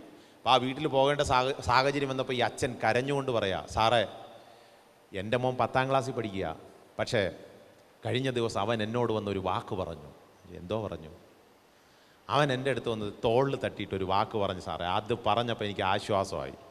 ഞാൻ കൗൺസിലിങ്ങിൻ്റെ കാര്യവും പറഞ്ഞ് അവൻ്റെ അടുത്ത് പോയത്, അവന് ഈ പിതാവിൻ്റെ അടുത്ത് പോയതാണ്. എന്തിന്? ഈ പിതാവിനെ ഒന്ന് ആശ്വസിപ്പിക്കാമെന്ന് പറഞ്ഞു. പക്ഷേ ഇദ്ദേഹം പറഞ്ഞു, സാറേ എൻ്റെ മകൻ തോളിൽ തട്ടിയിട്ട് എന്നോടൊരു വാക്ക് പറഞ്ഞു, എനിക്ക് ഭയങ്കര ആശ്വാസമായി, ഇനി എനിക്ക് ഒരു പേടിയില്ല സാറേ. കടബാധ്യത കൊണ്ട് മുങ്ങി നിൽക്കുന്ന ഈ പിതാവിൻ്റെ അടുക്കലേക്ക് ഡിപ്രഷൻ കാരണം, മാനസിക സമ്മർദ്ദം കാരണം ജീവിതം ഒടുക്കിക്കളയാമെന്ന് ചിന്തിച്ച ആ പപ്പയുടെ അടുക്കലേക്ക് ഈ മകൻ അടുത്ത് പോയിട്ട് തോളിൽ തട്ടിയിട്ട് ഒരു വാക്ക് പറഞ്ഞു, പപ്പ ഞാനുണ്ട്, പപ്പ ധൈര്യമായിട്ടിരി. ഈ ഒരൊറ്റ വാക്ക് കേട്ടപ്പോൾ ജീവിതം അവസാനിപ്പിക്കാമെന്ന് തീരുമാനിച്ച ഈ പിതാവ് തിരിഞ്ഞു നിന്ന് ചിന്തിക്കാനായിട്ട് തുടങ്ങി. എൻ്റെ 10ാം ക്ലാസ്സിൽ പഠിക്കുന്ന മകൻ എൻ്റെ കടബാധ്യതകളെല്ലാം തീർക്കാൻ എൻ്റെ കൂടെ ഉണ്ടെന്ന് പറഞ്ഞാൽ ആ വാക്കുണ്ടല്ലോ, അതിലങ്ങ് വിശ്വസിച്ചു. ഉടനെ ഇദ്ദേഹത്തിൻ്റെ മാനസിക പ്രശ്നം തന്നെ ഒരു പകുതി അങ്ങ് പോയി. മക്കളെ, നിങ്ങളുടെ മാതാപിതാക്കന്മാർ വിഷമിച്ചിരിക്കുന്ന സാഹചര്യങ്ങളുണ്ടല്ലോ, നിങ്ങളുടെ മാതാപിതാക്കന്മാർ ഭയങ്കര സ്ട്രഗിളിലൂടെ പോകുന്ന സാഹചര്യത്തിൽ അടുത്ത് പോയിട്ട് തോളിൽ തട്ടിയിട്ട്, പപ്പാ ഞാനൊരു ആൺകുട്ടിയുണ്ട്, ധൈര്യമായിട്ടിരി. മമ്മി ഞാനൊരു പെൺകുട്ടി, ധൈര്യമായിട്ട് കണ്ടില്ലേ, നിൽക്കുന്ന കണ്ടില്ലേ, ധൈര്യമായിട്ടിരി, ഞാനുണ്ട് കൂടെ എന്ന് പറയുന്നത് അവർക്കുണ്ടാകുന്ന ഒരു ഊർജമുണ്ട്. ഇന്നു മുതൽ തിരിച്ചു പോയിട്ട് പറയണം, പപ്പ മമ്മി ഞാൻ കൂടെ ഉണ്ട്. അതവർക്ക് നൽകുന്ന ഒരു പ്രോത്സാഹനമുണ്ട്. കഴിഞ്ഞ ദിവസം ഞാൻ തിരുവനന്തപുരത്തിൻ്റെ വട്ടപ്പാറ എന്ന് പറയുന്ന ഒരു സ്കൂളിൽ ക്ലാസ് എടുക്കാൻ പോയി. ക്ലാസ് എടുക്കുന്നതിന് മുമ്പ് അവിടെയുള്ള ഏറ്റവും ഉന്നത സ്ഥാനം വാങ്ങിച്ച വിദ്യാർത്ഥികൾ അവരുടെ മറുപടി പ്രസംഗത്തിൽ പറഞ്ഞ ഒരു വാക്ക് എനിക്ക് അവിടുത്തെ അധ്യാപകരെ എഴുന്നേറ്റ് നിന്ന് സല്യൂട്ട് ചെയ്യണമെന്ന് തോന്നിപ്പോയി. ഞാനത് പിന്നെ ഇടയ്ക്ക് പറയുകയും ചെയ്തു ക്ലാസ്സിനിടയ്ക്ക്. ആ അധ്യാപകർ ഈ പിള്ളേർ വന്നപ്പോൾ, പഠിക്കാൻ വന്ന സമയത്ത് പല പിള്ളേരും പറഞ്ഞു, എന്നെക്കൊണ്ടിത് പഠിക്കാൻ പറ്റത്തില്ല, ഞാനിനി പഠിത്തം നിർത്തുന്നു എന്ന് പറഞ്ഞ പല പിള്ളേരെയും ഈ അധ്യാപകർ കൂടെ നിന്ന് പ്രോത്സാഹിപ്പിച്ച് അവസാനം ആ പിള്ളേർ ആ സ്കൂളിലെ ഏറ്റവും ടോപ്പ് മാർക്കെടുക്കുന്ന കുട്ടികളായി തീർന്നു. കാരണം എന്താ പറയുമോ, ഈ അധ്യാപകർ കൂടെ നിന്നിട്ട് പ്രോത്സാഹിപ്പിച്ചടാ കുഴപ്പമില്ല, ഞങ്ങൾ കൂടെ ഉണ്ട്, നീ ധൈര്യമായിട്ട് പഠിച്ചോ. പക്ഷേ അങ്ങനെ ടോപ്പ് മാർക്ക് എടുക്കണമെങ്കിൽ അധ്യാപകരുടെ മാതാപിതാക്കന്മാരുടെയും പ്രോത്സാഹനത്തിന് നമ്മൾ എന്ത് ചെയ്യണം? വഴങ്ങിക്കൊടുക്കണം. ഇവിടെയാണ് ഈ മദ്യവും മയക്കുമരുന്നിൻ്റെ ഒരു സ്വാധീനം ഞാനിവിടെ പറയാൻ ശ്രമിക്കുകയാണ്. ശ്രദ്ധിച്ച് കേട്ടോണം മാതാപിതാക്കന്മാരെ, നമ്മുടെ മക്കൾ ഈ ശരിയായ ടച്ചും ശരിയായ പ്രോത്സാഹനവും കിട്ടാതിരുന്നാൽ ഈ മദ്യം, മയക്കുമരുന്ന്, പിന്നെ മൊബൈൽ വിട്ട് പിള്ളേർക്ക് മാറാൻ പറ്റുന്നില്ല. Do you know why? എന്തോ കാരണം എന്നറിയാമോ? അവർക്ക് മൊബൈലും ഇതുമൊക്കെ അഡിക്ഷനിലോട്ടായി പോകുന്നു. അതിൻ്റെ കാരണം ശ്രദ്ധിച്ചോ, ഒരു അമ്മയോ അച്ഛനോ കുട്ടിയെ ടച്ച് ചെയ്യുമ്പോൾ, കുട്ടിയുടെ അടുത്ത് പോയി പ്രോത്സാഹിപ്പിക്കുമ്പോൾ കുട്ടിക്ക് കിട്ടുന്ന ആ മാനസിക ഉല്ലാസത്തെക്കാൾ കൂടുതൽ ഉല്ലാസം കുട്ടിക്ക് ഇത്തരം സാധനങ്ങൾ ഉപയോഗിക്കുമ്പോൾ കിട്ടാൻ തുടങ്ങും. അപ്പോൾ കുട്ടി ചിന്തിക്കും, ആഹാ എനിക്കപ്പോൾ വേണ്ട ഈ ചുമന്ന ഇത് കാണുന്നത് നിങ്ങൾ ശ്രദ്ധിച്ചോ, അതായത് സാധാരണ തലച്ചോറിലെ ആ ഡോപ്പമിൻ കൂടുമ്പോഴുള്ളതിനേക്കാൾ അമിതമായിട്ട് ഈ ഡോപ്പമിൻ അങ്ങ് കൂടും. എപ്പോൾ? ഈ സാധനവും കണ്ടുകൊണ്ടിരിക്കുമ്പോൾ. മൊബൈലിനെ ടച്ച് ചെയ്യാൻ പോകുന്നതുകൊണ്ട് പിള്ളേർക്ക് പിന്നെ പാരൻസിനെ ടച്ച് ചെയ്യേണ്ട ആവശ്യം വരുന്നില്ല. മൊബൈൽ വരുത്തി വയ്ക്കുന്ന ദോഷങ്ങൾ മക്കളെ നിങ്ങൾ ആദ്യം മനസ്സിലാക്കണം. അതിനേക്കാൾ പ്രധാനപ്പെട്ടത് നമ്മുടെ പഠനമാണ്. മൊബൈലിലോട്ടുള്ള നമ്മുടെ അമിതമായ ശ്രദ്ധ പല കാരണങ്ങൾ കൊണ്ട് നമ്മളെ ബാധിക്കും. ഒന്ന്, നമ്മുടെ മെമ്മറിയെ ഇത് ബാധിക്കും. കാരണം 1-2 മിനിറ്റ് മാത്രമേ മൊബൈലിൽ കാണുന്ന നമ്മൾ ശ്രദ്ധിക്കുന്നുള്ളൂ. അത് കഴിഞ്ഞ് അടുത്ത റീല്, അത് കഴിഞ്ഞ് അടുത്ത വീഡിയോ, അത് കഴിഞ്ഞ് അടുത്ത ഫോട്ടോ. അപ്പോൾ നമ്മുടെ ശ്രദ്ധ കൂർപ്പിച്ചിരിക്കേണ്ട നമ്മുടെ ബ്രെയിനിൻ്റെ ഫംഗ്ഷനെ നമ്മളായിട്ട് തകർത്ത് കളഞ്ഞിട്ട് എനിക്ക് അടുത്തത് കാണണം. അപ്പോൾ ശ്രദ്ധ കുറയുന്നു. 1-2 മിനിറ്റിലധികം ശ്രദ്ധിച്ചിരിക്കാൻ നിങ്ങൾക്ക് പറ്റത്തില്ല ഇത് അമിതമായിട്ട് കാണുന്നതിലൂടെ. 2, നിങ്ങളുടെ മെമ്മറിയെ ഇത് ബാധിക്കും, അതായത് ഓർമ്മശക്തിയെ ബാധിക്കും. മൊബൈലിൽ ഉണ്ടാകുന്നതിന് മുമ്പ്, നമ്മളൊന്ന് മൊബൈൽ ഉപയോഗിക്കുന്നതിന് മുമ്പ് ഇവിടെ ഇരിക്കുന്ന മാതാപിതാക്കന്മാരോട് ചോദിച്ചാൽ മതി. അവർക്ക്, ഞാനുൾപ്പെടെ, ഞങ്ങൾക്കൊക്കെ മൊബൈൽ കയ്യിൽ കിട്ടുന്നതിന് മുമ്പ് വീട്ടിൽ ലാൻഡ് നമ്പറാണ് കാണാതെ പഠിച്ചു വച്ചിരിക്കും. ലാൻഡ് ഫോണിൻ്റെ നമ്പർ കാണാതെ പഠിച്ചു വച്ചിരിക്കും. ഇപ്പോൾ മൊബൈൽ കയ്യിൽ കിട്ടിയപ്പോൾ സ്വന്തം ഭാര്യയുടെ നമ്പർ മറന്നു ഭർത്താവിന്, കാരണം പേരടിച്ചു കൊടുത്താൽ മതി, നമ്പർ വന്നോളും. ഈ നമ്പർ പോലും ഓർത്തിരിക്കാൻ പറ്റുന്നില്ല. മൊബൈൽ ധാരാളം ഗുണങ്ങളുണ്ട്, പക്ഷെ അതുപോലെ ദോഷം ഉണ്ടാകുന്നുണ്ട്. മറവി കൂടുന്നു, കാരണം ഈ വസ്തുവിൽ ആശ്രയിക്കുന്നുണ്ട്. അത് ഇതിനകത്ത് നോക്കിയാൽ മതില്ല, അപ്പം നമ്മൾ ഓർത്തിരിക്കത്തില്ല. സ്ഥലങ്ങളുടെ പേര്, വ്യക്തികളുടെ പേര്, നമ്മുടെ കുടുംബത്തിലെ 10 അംഗങ്ങളുടെ പേര് ഓർത്തിരിക്കാൻ പറഞ്ഞാൽ ബുദ്ധിമുട്ടാണ്. മോൻ്റെ വീട്ടിൽ നിന്ന് ആരെങ്കിലും വന്നിട്ടുണ്ടോ? മോൻ്റെ വീട്ടിൽ മോൻ്റെ പാരൻസ് ഉണ്ടോ ഇവിടെ? ബാ ഇങ്ങോട്ട്. ഇദ്ദേഹത്തെ തന്നെ വിളിക്കാം. പുള്ളി അല്പം ഉള്ളതിലല്പം കിടുവാണ്. കിടു എന്ന് പറഞ്ഞാൽ നല്ല ബുദ്ധിജീവിയാണ്. എവിടെ പാരൻസ്? എവിടെ ഇദ്ദേഹത്തിൻ്റെ പാരൻസ്? അമ്മയാണ്. ഓക്കെ. മോനെ, കുടുംബത്തിലെ ഒരു 10 അംഗങ്ങളുടെ പേര്. 5 പേരുണ്ട്. 5 പേരേ ഉള്ളൂ. കുടുംബത്തിലെന്ന് പറഞ്ഞാൽ കുടുംബ പപ്പയുടെ കുടുംബത്തിലോ മമ്മിയുടെ കുടുംബത്തിലോ കുടുംബത്തിലെ ഏതെങ്കിലും 10 പേരുടെ പേര്. പെട്ടെന്ന് ഓർക്കുന്നില്ല. അമ്മയുടെ അടുത്ത് ചോദിക്കട്ടെ, കുടുംബത്തിലെ 10 അംഗങ്ങളുടെ പേര്. വീട്ടിലുള്ള എല്ലാവരുടെയും പേര്: സജി, ബിന്ദു, മാനവ്, മനു, അമൃത, ഇന്ദു, അനൂപ്. നല്ലൊരു ക്ലാപ്പ് കൊടുത്ത. Excellent, very good. ഇരുന്നോ മോനെ, ഇരുന്നോ. ഇത് ഇന്നത്തെ പിള്ളേരുടെ പ്രശ്നമല്ല. നമ്മുടെ ഏറ്റവും ക്ലോസ് ആയിട്ടുള്ള കുടുംബത്തിലെ അംഗങ്ങളുടെ പേര് പോലും നമ്മുടെ പിള്ളേർക്ക് അറിയത്തില്ല, പക്ഷെ നമുക്കറിയാം. അപ്പോൾ നമ്മൾ ഇവരെ കാണുമ്പോൾ എടാ ഇതാണ് നിന്റെ പപ്പയുടെ ഇന്ന ബന്ധുവിൻ്റെ ഇന്ന ബന്ധു. ആണോ? അറിയത്തില്ലല്ലോ. നമുക്കാണെങ്കിൽ ഒരു 5 തലമുറയുടെ പല ബന്ധങ്ങളും അറിയാം, പക്ഷെ പിള്ളേർക്ക് ആ ബന്ധം കുറഞ്ഞു തുടങ്ങി. This is the reason. അപ്പോൾ ഞാൻ തിരിച്ച് മടങ്ങി വരികയാണ്. അത് ഇദ്ദേഹത്തിൻ്റെ കുഴപ്പമില്ല. ഇവിടെ ഇരിക്കുന്ന ഏത് കുട്ടിയുടെ അടുത്ത് ചോദിച്ചാലും ഒരു 3ഓ 4ഓ പേരുടെ പേരല്ലാതെ അതിൽ കൂടുതൽ അറിയാൻ പറ്റുന്നില്ല. കാരണം മെമ്മറി അതുപോലെ കുറയുന്നു. ഇന്നത്തെ കുട്ടികൾക്ക് നേരിടുന്ന ഒരു മെയിൻ പ്രശ്നമാണ്. അപ്പോൾ ഞാൻ തിരിച്ച് മടങ്ങി വരികയാണ്. അതുകൊണ്ട് മൊബൈലിൻ്റെ ഉപയോഗം കുട്ടികളുടെ ശ്രദ്ധ കുറയ്ക്കുന്നു. 2, അവരുടെ മെമ്മറി കുറയുന്നു. 3ാമത്തെ കാര്യം എന്നുള്ളത്, നിങ്ങൾ എന്താണോ ചെയ്യേണ്ടത് അതിലേക്ക് നിങ്ങളെ നയിക്കുന്നതിന് പകരം നിങ്ങൾ ചിന്തിക്കേണ്ടതും ചെയ്യേണ്ടതും ആവശ്യമില്ലാത്ത പലതും നിങ്ങൾ അറിയും ഈ മൊബൈൽ കാരണം. നമുക്ക് സ്കൂളിൽ പഠിക്കേണ്ട കുറച്ച് കാര്യങ്ങളുണ്ട്, അതൊക്കെ നമുക്ക് നല്ലതാണ്. പക്ഷേ നിങ്ങളുടെ പാഠപുസ്തകത്തെക്കാൾ ആവശ്യമില്ലാത്ത അനേക അറിവുകൾ നിങ്ങൾക്ക് കിട്ടുന്നത് മൊബൈലിൽ നിന്നാണ്. ആണോ അല്ലയോ? ഒന്ന് ചിന്തിച്ചു നോക്കിയാൽ മതി. ഈ അറിവുകൾ തലച്ചോറിലോട്ട് കയറുമ്പോൾ ഒറിജിനലി നമ്മുടെ തലച്ചോറിൽ വച്ചിരിക്കേണ്ട അറിവുകളെക്കാൾ കൂടുതൽ അറിവുകൾ മൊബൈലിൽ നിന്ന് കിട്ടുന്നു. അപ്പോൾ സ്വാഭാവികമായിട്ട് നമ്മൾ ആ അറിവുകളിൽ ആശ്രയിക്കുന്നു. പഠിച്ചാൽ വളർന്നു വരേണ്ട അത്തരം അറിവുകൾ നമുക്ക് കിട്ടുന്നില്ല. മഞ്ഞുമൽ ബോയ്സ് അതിലേറ്റവും ഹിറ്റ് പാട്ട് ഏതാണ്? ഏത് പാട്ടാണ്? അതെയും താണ്ടി പുനിതമാനത്. കൺപണി, അൻപോടെ കാതലൻ, ഞാൻ എഴുതും കടിതമേ. തമിഴ് പാട്ട് കൃത്യം അറിയാം. നാഷണൽ ആന്തം പാടാൻ പറഞ്ഞു നോക്കട്ടെ. അറിയാം. 5ാം ക്ലാസ്സിൽ പഠിച്ച ഒരു കവിത പറയാമോ? 5ാം ക്ലാസ്സിൽ പഠിച്ച ഒരു കവിത.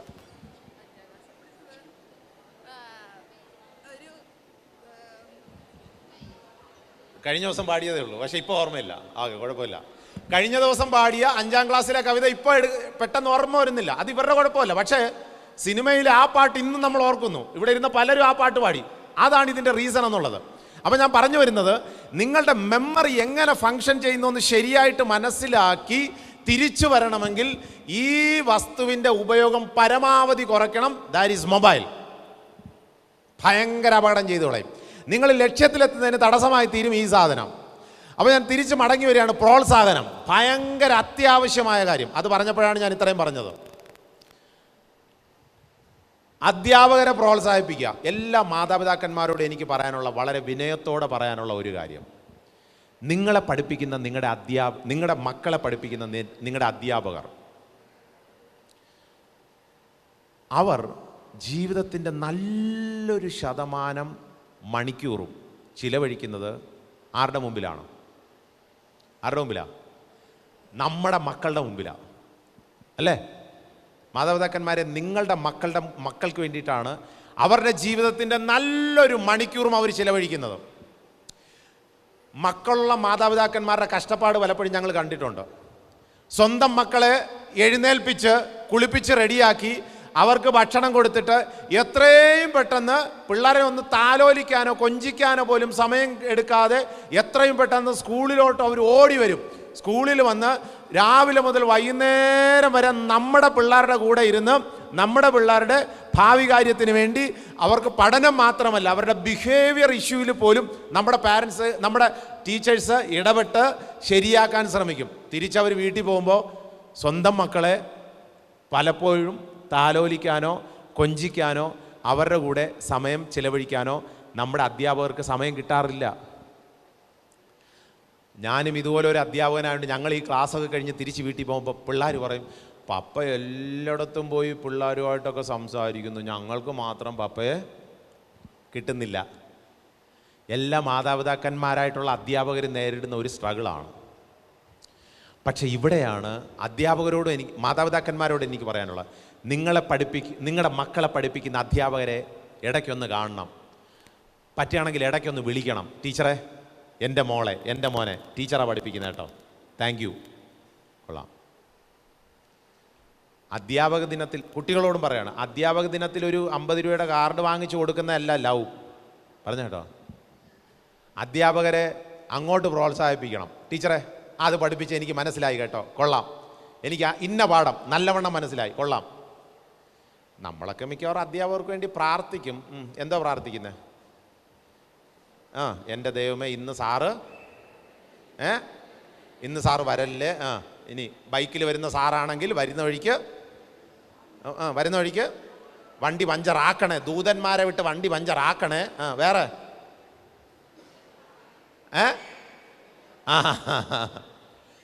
പിന്നെ സ്കൂളിൽ പോകുമ്പോൾ സ്കൂൾ അടച്ചിട്ടിരിക്കണേ, താക്കോൽ മറന്നു പോകണേ എടുക്കാൻ, ആ പിയൂണിന് താക്കോൽ മറന്നു പോകണേ എടുക്കാൻ. ഇനി കൊറോണ സമയത്ത് സ്ഥിരം പ്രാർത്ഥനയായിരുന്നു ചില പിള്ളേർ. അപ്പം ഞാൻ തിരിച്ച് മടങ്ങി വരികയാണ്, നമ്മളുടെ മനോഭാവം തന്നെ മാറേണ്ടിയിരിക്കുന്നു, പഠിക്കുന്നതിലുള്ള നമ്മുടെ മനോഭാവം മാറേണ്ടിയിരിക്കുന്നു. അപ്പോൾ പ്രോത്സാഹനം എന്നുള്ളത് അത്യാവശ്യം നമുക്ക് വേണ്ട ഒരു കാര്യമാണ്. രണ്ടാമത്തെ കാര്യത്തിലോട്ട് പോവാണ്. പഠനത്തിന് ഏറ്റവും പ്രധാനപ്പെട്ട ഒരു കാര്യം, ശരിയായ ദിശയിലോട്ട് നമ്മുടെ പിള്ളേർ പഠിക്കണമെങ്കിൽ രണ്ടാമത്തെ കാര്യം എന്നുള്ള ആത്മാഭിമാനം. എല്ലാ കുട്ടികളോടും പറയുന്ന ഒന്നാമത്തെ കാര്യം, എനിക്ക് പഠിക്കാൻ സാധിക്കും എന്ന് വേണം പറയാൻ. കഴിഞ്ഞ വർഷത്തെ പാഠപുസ്തകങ്ങളൊക്കെ പഠിച്ചു തീർത്ത് പരീക്ഷയും കഴിഞ്ഞ് ഇപ്പോൾ പുതിയ ക്ലാസ്സിലോട്ട് പ്രവേശിച്ചു. 2 ആഴ്ചക്കകം നമ്മൾ വീട്ടിൽ പോയി പറയുന്ന ആദ്യത്തെ ഡയലോഗ്, മമ്മി പഴയതുപോലെയല്ല, ഇപ്പം പഠിക്കാൻ ഭയങ്കര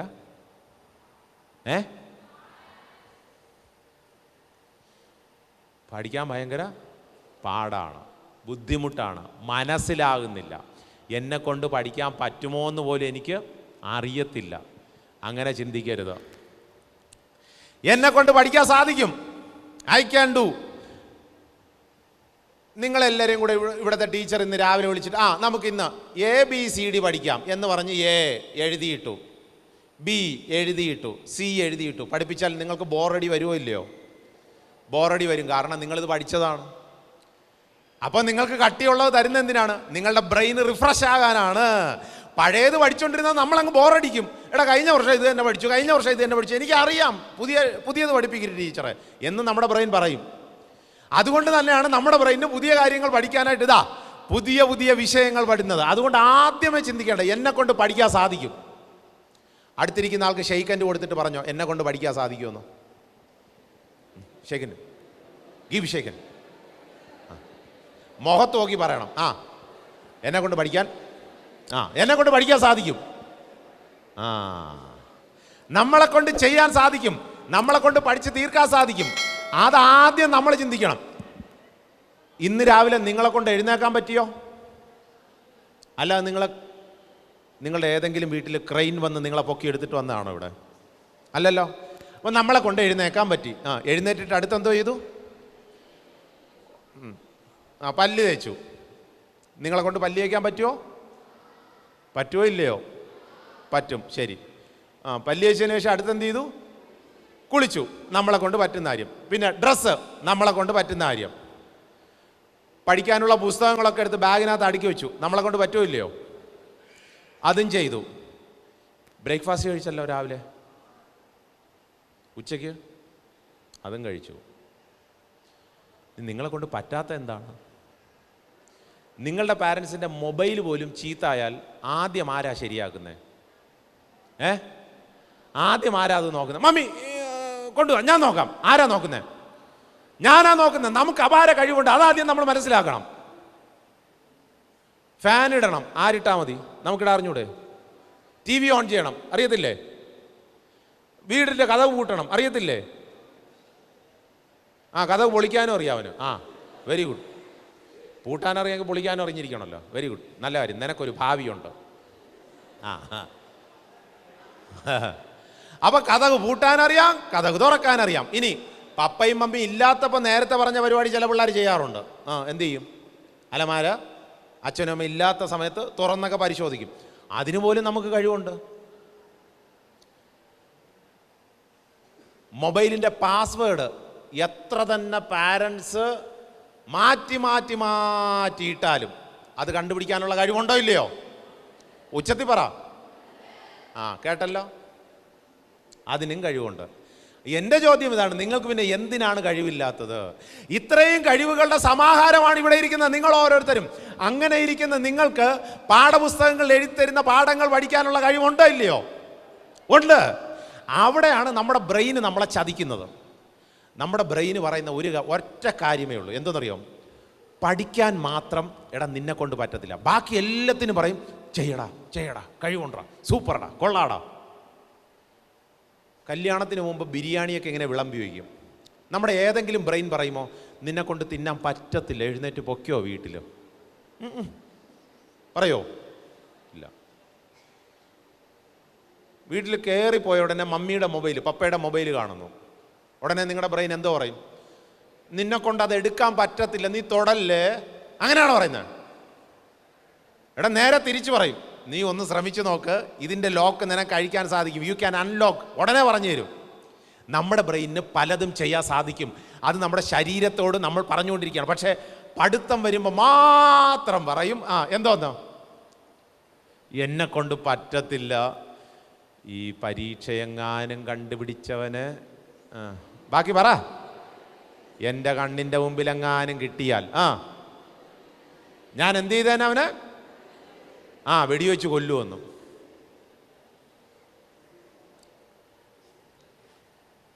മക്കളെ, പരീക്ഷ ഉണ്ടെങ്കിലേ മികവുള്ളൂ. എയർപോർട്ടിൽ പോയി ഫ്ലൈറ്റിൽ കയറുന്നു. ഫ്ലൈറ്റിലെ പൈലറ്റുമാർ സാധാരണ ഫ്ലൈറ്റ് മൂവ് ചെയ്യുന്നതിന് മുമ്പ് ആദ്യം ചെയ്യുന്നതെന്ന് പറയാം, പൈലറ്റ് ഇൻട്രൊഡ്യൂസ് ചെയ്യും. എൻ്റെ പേര് ഇന്നതാണ്, ഇത്ര വർഷമായിട്ട് ഇത്ര മണിക്കൂർ ഞാൻ ഈ ഫ്ലൈറ്റ് ഓടിക്കുന്നുണ്ട്, ഞാനാണ് ഇതിൻ്റെ ചീഫ് പൈലറ്റ് എന്നൊക്കെ പറഞ്ഞ് പരിചയപ്പെടുത്തും. അപ്പോൾ നിങ്ങൾ ഫ്ലൈറ്റ് കയറുന്നെന്ന് അങ്ങ് ചിന്തിച്ചോ. അപ്പോൾ പൈലറ്റ് പരിചയപ്പെടുത്തുകയാണ്, എൻ്റെ പേര് മനോജ് എന്നാണ്, ഞാൻ ഇവിടെ മനോജ് ഉണ്ടോ? മനോജ് നീ ഭാഗ്യവാൻ. ഓക്കെ, എൻ്റെ പേര് മനോജ് എന്നാണ്, ഞാൻ ആദ്യമായിട്ടാണ് ഈ ഫ്ലൈറ്റ് ഓടിക്കുന്നത്, ഞാൻ പരീക്ഷയൊന്നും എഴുതിയിട്ടൊന്നും അല്ല പൈലറ്റായിട്ട് പാസ്സായത്, വെറുതെ ഇങ്ങനെ വന്നപ്പോൾ ഇതിനകത്ത് കയറിയിരുന്നതാണ്, നിങ്ങളെല്ലാം കൃത്യസ്ഥലത്ത് ഞാൻ കൊണ്ടെത്തിച്ചോളാം. നിങ്ങൾ അടുത്ത ഉടനെ എന്തോ ചിന്തിക്കും? എങ്ങനെയെങ്കിലും ഇറങ്ങി ഓടും. അവിടെ പരീക്ഷ എഴുതിയവനെയാണ് നിങ്ങൾക്ക് ആവശ്യം അല്ലേ? ഫ്ലൈറ്റ് ഓടിക്കുമ്പോൾ പരീക്ഷ എഴുതി ജയിച്ചവൻ മതി. നിങ്ങൾ വയറുവേദന എടുത്ത് ഡോക്ടറിൻ്റെ അടുത്ത് പോകണം. ഉടനെ ഡോക്ടർ പറയാണ്, നിന്റെ വയറുവേദനയൊക്കെ മാറ്റിത്തരാൻ കുഴപ്പമില്ല. പിന്നെ ഞാൻ പരീക്ഷ എഴുതി പാസ്സായിട്ടൊന്നുമില്ല, പക്ഷെ ഞാൻ കൊടുത്ത മരുന്നൊക്കെ കഴിച്ച് ധാരാളം ആളുകൾ ഇപ്പം ശരിയാക്കി തരാം. ഉടനെ നിങ്ങൾ എന്തോ പറയും?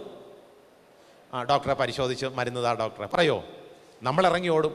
അവിടെ പരീക്ഷ എഴുതി ജയിച്ച ഡോക്ടറിനെ മതി. പരീക്ഷ നല്ലതാണ് മക്കളെ, പരീക്ഷ നല്ലതാണ്. പരീക്ഷയെ സ്നേഹിക്കണം, പഠനത്തെ സ്നേഹിക്കണം.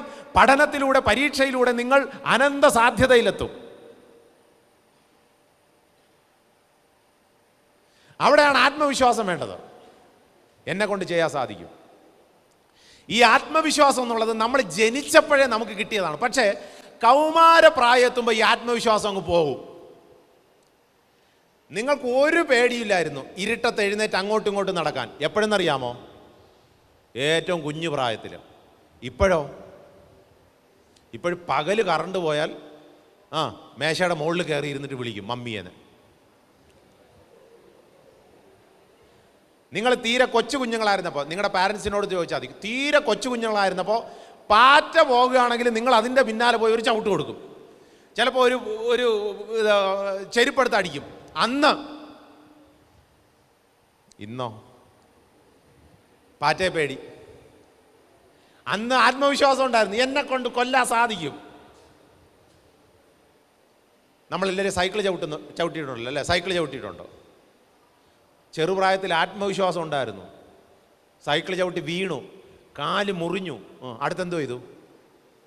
ഉള്ള ആത്മവിശ്വാസം പോയി. ഇനി ഞാൻ 15 വയസ്സാകുന്നവരെ സൈക്കിൾ ചവിട്ടത്തില്ല തീരുമാനിച്ചോ?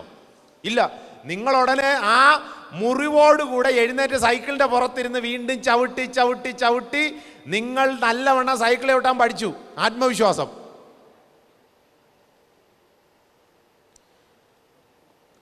കൊച്ചു കുഞ്ഞുങ്ങൾ ആദ്യമായിട്ട് പാത്രത്തിൽ നിന്ന് എടുത്ത് കഴിക്കുമ്പോൾ പാത്രത്തിലാണോ ഭക്ഷണം കൂടുതൽ കാണുന്നത് അതോ പാത്രത്തിന് പുറത്താണോ?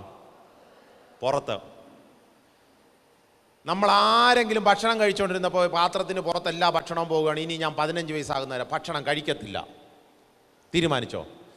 ഇല്ല. ആൺപിള്ളേർക്കറിയാം, കൊച്ചിലെ നിക്കറിടുമ്പോൾ 2 കാലും കൂടെ ഒന്നിനകത്തെടുത്തിടും. എന്നിട്ട് മമ്മിയെ വിളിക്കും അമ്മ എന്ന് പറഞ്ഞിട്ട്. അന്ന് നമ്മൾ അതോടെ തീരുമാനിച്ചോ ഇനി നിക്കർ ഇടത്തില്ല? ഇല്ലല്ലോ. ഇപ്പം നമ്മൾ സൂപ്പർ പാൻ്റൊക്കെ ഇട്ട് അടിച്ച് മിന്നി നിൽക്കുകയാണ്. എടാ അതാണ് ആത്മവിശ്വാസം. കൊച്ചിലെ തലമുടിയൊക്കെ ചീകി സ്ലൈഡ് വെച്ചപ്പോൾ എത്ര പ്രാവശ്യം തലയിൽ ഇങ്ങനെ കുത്തു കൊണ്ടിട്ടുണ്ട്, സ്ലൈഡിൻ്റെ കുത്ത് അല്ലേ? എന്നിട്ട് നമ്മൾ ഉടനെ തന്നെ നിർത്തിയ പരിപാടി? ഇല്ലല്ലോ. ഇപ്പം ഇവിടെ നിന്ന് അവിടെ നിന്ന് ഇവിടെ നിന്ന് എല്ലാം പല രീതിയിൽ വയ്ക്കാനായിട്ട് നമ്മൾ സ്കിൽഡായി. അതാണ് ആത്മവിശ്വാസം. ആത്മവിശ്വാസം ചെറുപ്രായത്തിൽ നിങ്ങൾക്കുണ്ടായിരുന്നു. പക്ഷേ കൗമാരം എത്തിയപ്പോൾ സകല ആത്മവിശ്വാസം പോയി. ഇപ്പം ചിന്തിക്കുന്നത് എന്തെന്നറിയാമോ? എന്നെ കൊണ്ട് പറ്റത്തില്ല, ഞാൻ ജയിക്കാൻ പോകുന്നില്ല, ഞാൻ ഭാവിയിൽ ഒരിടത്തും എത്തത്തില്ല, എനിക്ക് നല്ലൊരു ജോലി കിട്ടത്തില്ല. ഇതാ നമ്മൾ ചിന്തിച്ചുകൊണ്ടിരിക്കുന്നത്. നിങ്ങളുടെ ഇതേ പ്രായത്തിൽ ഞങ്ങളെപ്പോലുള്ളവർ ഇങ്ങനെ ചിന്തിച്ചിരുന്നുവെങ്കിൽ, നിങ്ങളുടെ അധ്യാപകർ ഇങ്ങനെ ചിന്തിച്ചിരുന്നുവെങ്കിൽ ഇന്ന് നിങ്ങൾക്ക് ക്ലാസ് എടുക്കാൻ അധ്യാപകർ കാണത്തില്ലായിരുന്നു, ഞങ്ങളെപ്പോലുള്ളവർ ഇവിടെ കാണത്തില്ലായിരുന്നു. ആത്മവിശ്വാസം കൂട്ടണം. അതിന് നിങ്ങളിപ്പോൾ ചെയ്യുന്ന കാര്യം മുടക്കമില്ലാതെ ഉഴപ്പില്ലാതെ ചെയ്യണം. ഇപ്പം നമ്മുടെ പ്രധാന ബിസിനസ് എന്താണ്? ഈ പ്രായത്തിൽ നിങ്ങളുടെ പ്രധാന ബിസിനസ് എന്താണ്? ആൺപിള്ളേർ, ഈ പ്രായത്തിൽ നിങ്ങളുടെ പ്രധാന ബിസിനസ് എന്താണ്? ഉള്ള സത്യം പറയണം. എന്താണ്? എന്താ ബിസിനസ്? പഠനമല്ലേ?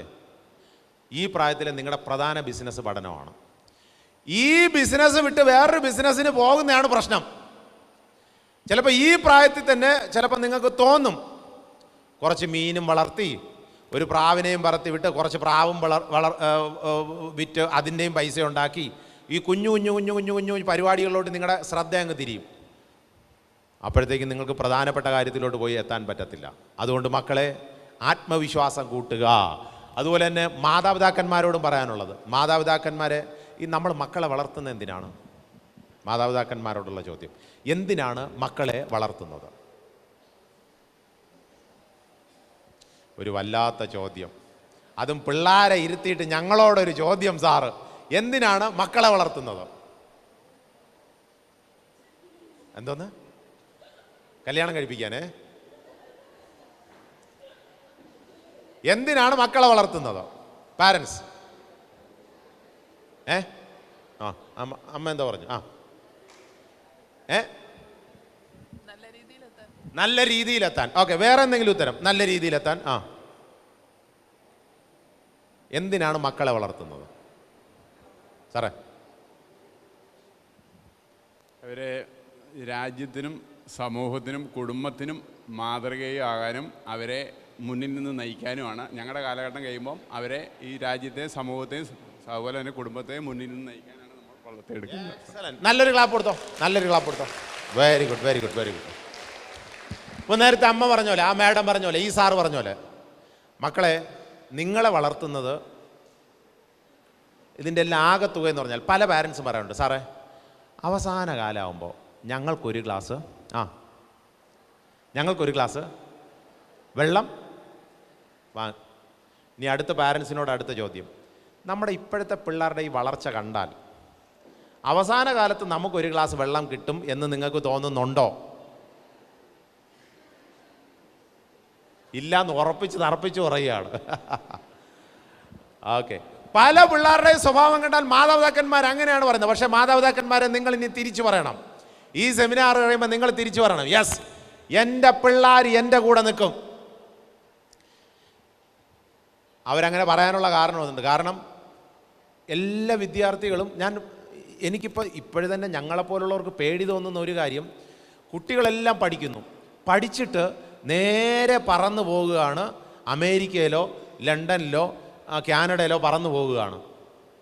ഇന്ത്യ വേണ്ട, ഇന്ത്യയിലുള്ള അച്ഛനും അമ്മയും വേണ്ട.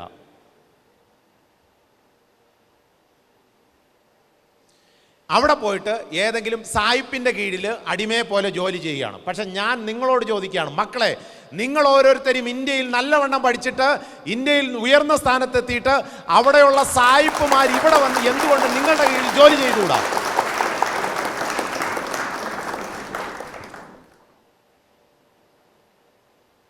അടിമകളെപ്പോലെ അമേരിക്കയിലും കാനഡയിലും ഗൾഫിലും പോയി അവിടെയുള്ളവരുടെ കീഴിൽ ജോലി ചെയ്യുന്നതിനേക്കാൾ എത്രയും നല്ലതല്ലേ നിങ്ങൾ നല്ലവണ്ണം പഠിച്ച് ഇന്ത്യയിൽ ഒരു സ്ഥാപനം ഉണ്ടാക്കിയിട്ട് അവിടെയുള്ള വെള്ളക്കാരെയും അറബികളെയും കൊണ്ടുവന്ന് ഇവിടെ അടിമകളെ പോലെ നിങ്ങൾക്ക് ചെയ്യാൻ പറ്റും ജോലി.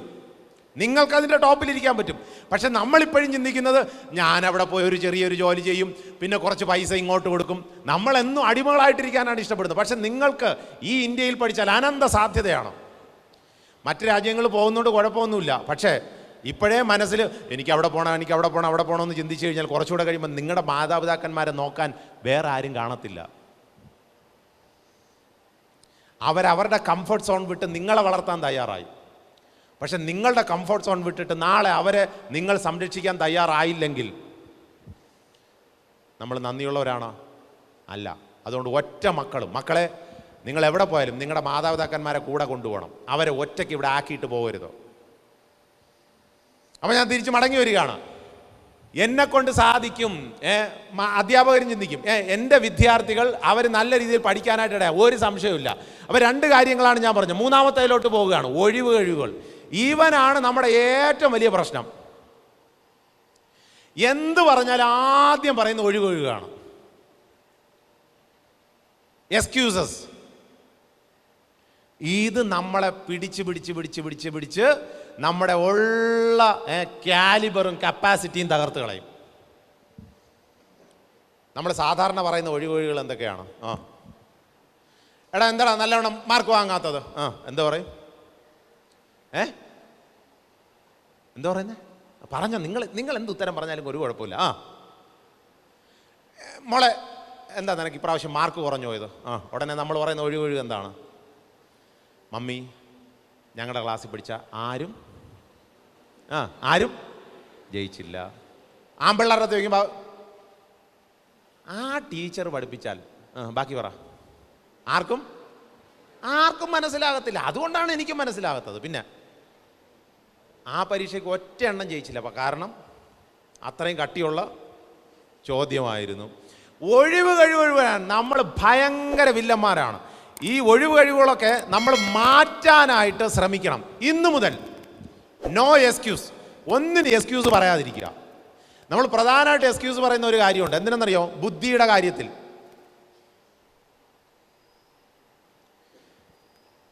എൻ്റെ പപ്പയ്ക്കും മമ്മിക്കും പോലും ഒരു ബുദ്ധിയും ഇല്ല, പിന്നെ ഞാൻ എങ്ങനെ പഠിക്കും? ബുദ്ധിയില്ല എന്ന് പറഞ്ഞിട്ട് സൂറിച്ചിലെ പോളിടെക്നിക്കിൽ പഠനത്തിനായിട്ട് വന്ന, എൻട്രൻസ് എഴുതി അവിടെ പഠിക്കാനായിട്ട് വന്ന, പോളിടെക്നിക്കിൽ പഠിക്കാൻ വന്ന 16 വയസ്സുകാരനായ യൗവനക്കാരനായ ഒരു പയ്യനുണ്ടായിരുന്നു. അവൻ പഠിക്കാൻ വന്നു, എൻട്രൻസ് എക്സാം എഴുതി. സൂറിച്ച് യൂണിവേഴ്സിറ്റിയിൽ നിന്നും അവർ തിരിച്ച് ഇദ്ദേഹത്തിന് ഒരു മറുപടി കൊടുത്തു, യു ആർ റിജക്റ്റഡ്, കാരണം നിങ്ങൾ ബുദ്ധി കൊണ്ട് കുറഞ്ഞവനാണ്. ഇങ്ങനെ ദുഃഖിച്ച് തിരിച്ച് മടങ്ങി പോകുമ്പോൾ അവൻ്റെ മനസ്സിലൊരാഗ്രഹം ഉണ്ടായി, എന്നെ പുറത്താക്കിയ ഇതേ യൂണിവേഴ്സിറ്റിയിൽ ഞാൻ നാളെ വന്ന് പഠിപ്പിക്കും, ക്ലാസ് എടുക്കും. തിരിച്ചു പോയിട്ട് ബുദ്ധി കുറവെന്ന് അധ്യാപകർ പറഞ്ഞ, ബുദ്ധി കുറവെന്ന് യൂണിവേഴ്സിറ്റി അക്കാഡമിക് ഡീൻ വരെ പറഞ്ഞിട്ട് സീൽ ചെയ്ത് റിജക്ഷൻ്റെ ആ കത്ത് കൊടുത്ത് വീട്ടിലോട്ട് അയച്ച ഈ മനുഷ്യൻ കുറച്ച് കഴിഞ്ഞപ്പോൾ നല്ലവണ്ണം പഠിച്ചു. ഇദ്ദേഹം അന്നുണ്ടായിരുന്ന ഏറ്റവും ടോപ്പ് പ്രൊഫസറായിട്ട് മാറി. ഇന്ന് നമ്മളൊക്കെ ഇദ്ദേഹത്തെ എന്നും മനസ്സിൽ സൂക്ഷിക്കുന്ന ഒരൊറ്റ വ്യക്തിയാണ്, മറ്റാരുമല്ല, അതാണ് ആൽബർട്ട് ഐൻസ്റ്റീൻ.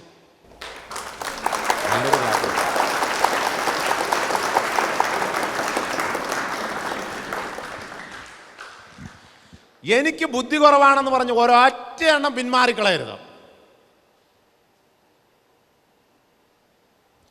എൻ്റെ മാതാപിതാക്കന്മാർ പഠിച്ചിട്ടില്ല, പിന്നെ എനിക്ക് എങ്ങനെ പഠിക്കാൻ സാധിക്കും? അങ്ങനെ പറയരുത്.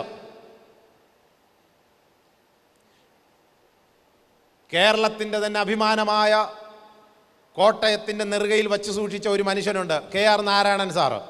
KR നാരായണൻ എന്ന ആ മഹത് വ്യക്തി അദ്ദേഹത്തിൻ്റെ പഠന കാലയളവിൽ ഒരിക്കൽ പോലും ചിന്തിച്ചില്ല എൻ്റെ മാതാപിതാക്കന്മാർക്ക് ബുദ്ധിയില്ല എന്ന്. രാമേശ്വരം കടപ്പുറത്ത് കപ്പലണ്ടി വിറ്റ് നടന്ന ഇന്ത്യയുടെ പ്രഥമ സ്ഥാനത്തെത്തിയ ആരാണ്? APJ അബ്ദുൽ കലാം. അദ്ദേഹം ഒരിക്കൽ പോലും ചിന്തിച്ചില്ല എൻ്റെ മാതാപിതാക്കന്മാർക്ക് ബുദ്ധിയില്ല എന്ന്. ഇവരെല്ലാം സമൂഹത്തിൻ്റെ മുമ്പിൽ വലിയവരായി.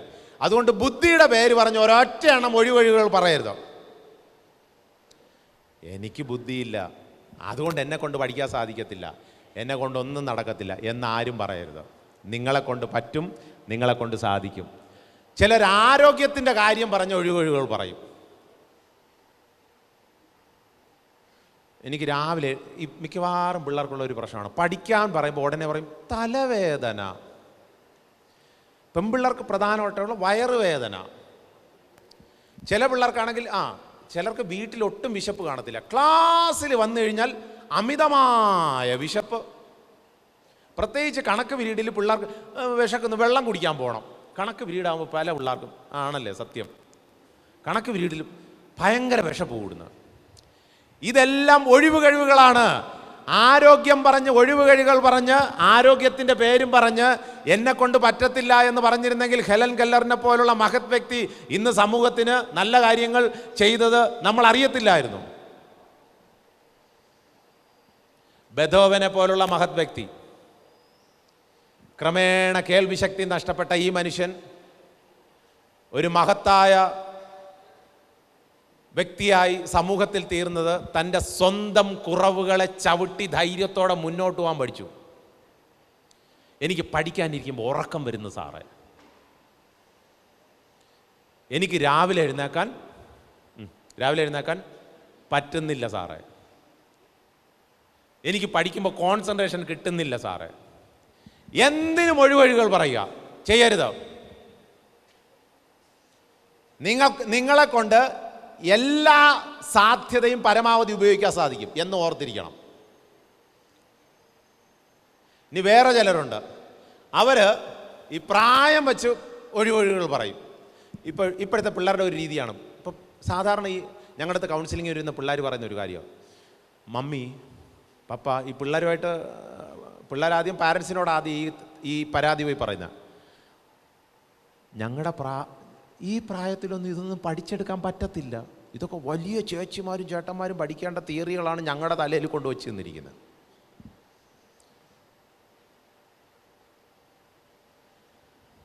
നിങ്ങളെന്നും ഒരു കാര്യം ഓർക്കണം, 15 വയസ്സ് പ്രായമുള്ളപ്പോൾ, വെറും 15 വയസ്സ് പ്രായമുള്ളപ്പോൾ, ഇപ്പം നിങ്ങൾക്ക് എത്ര വയസ്സായി? 14, 15 അല്ലേ? അതായത് നിങ്ങളുടെ പ്രായമുള്ള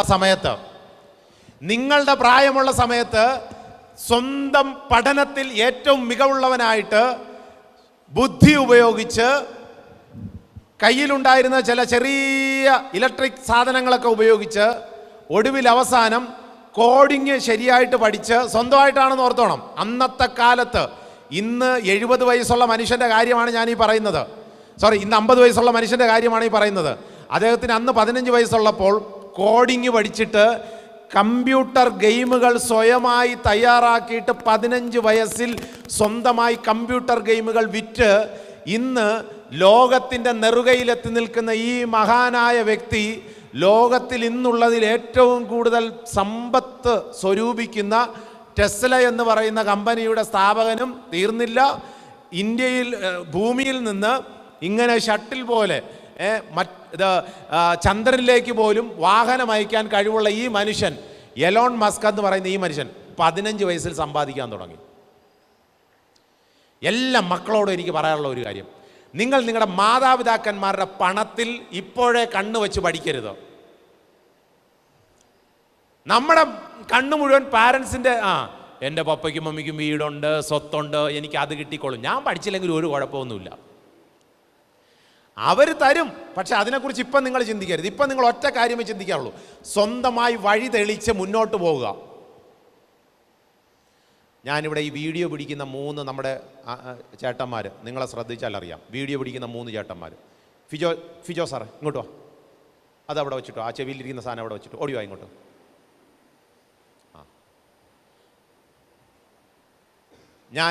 ഞാൻ ഈ ക്ലാസ് തയ്യാറായിക്കൊണ്ടിരുന്നപ്പോൾ എൻ്റെ മനസ്സിൽ വന്ന ഒരു പ്രധാന വ്യക്തി ഇദ്ദേഹമാണ്.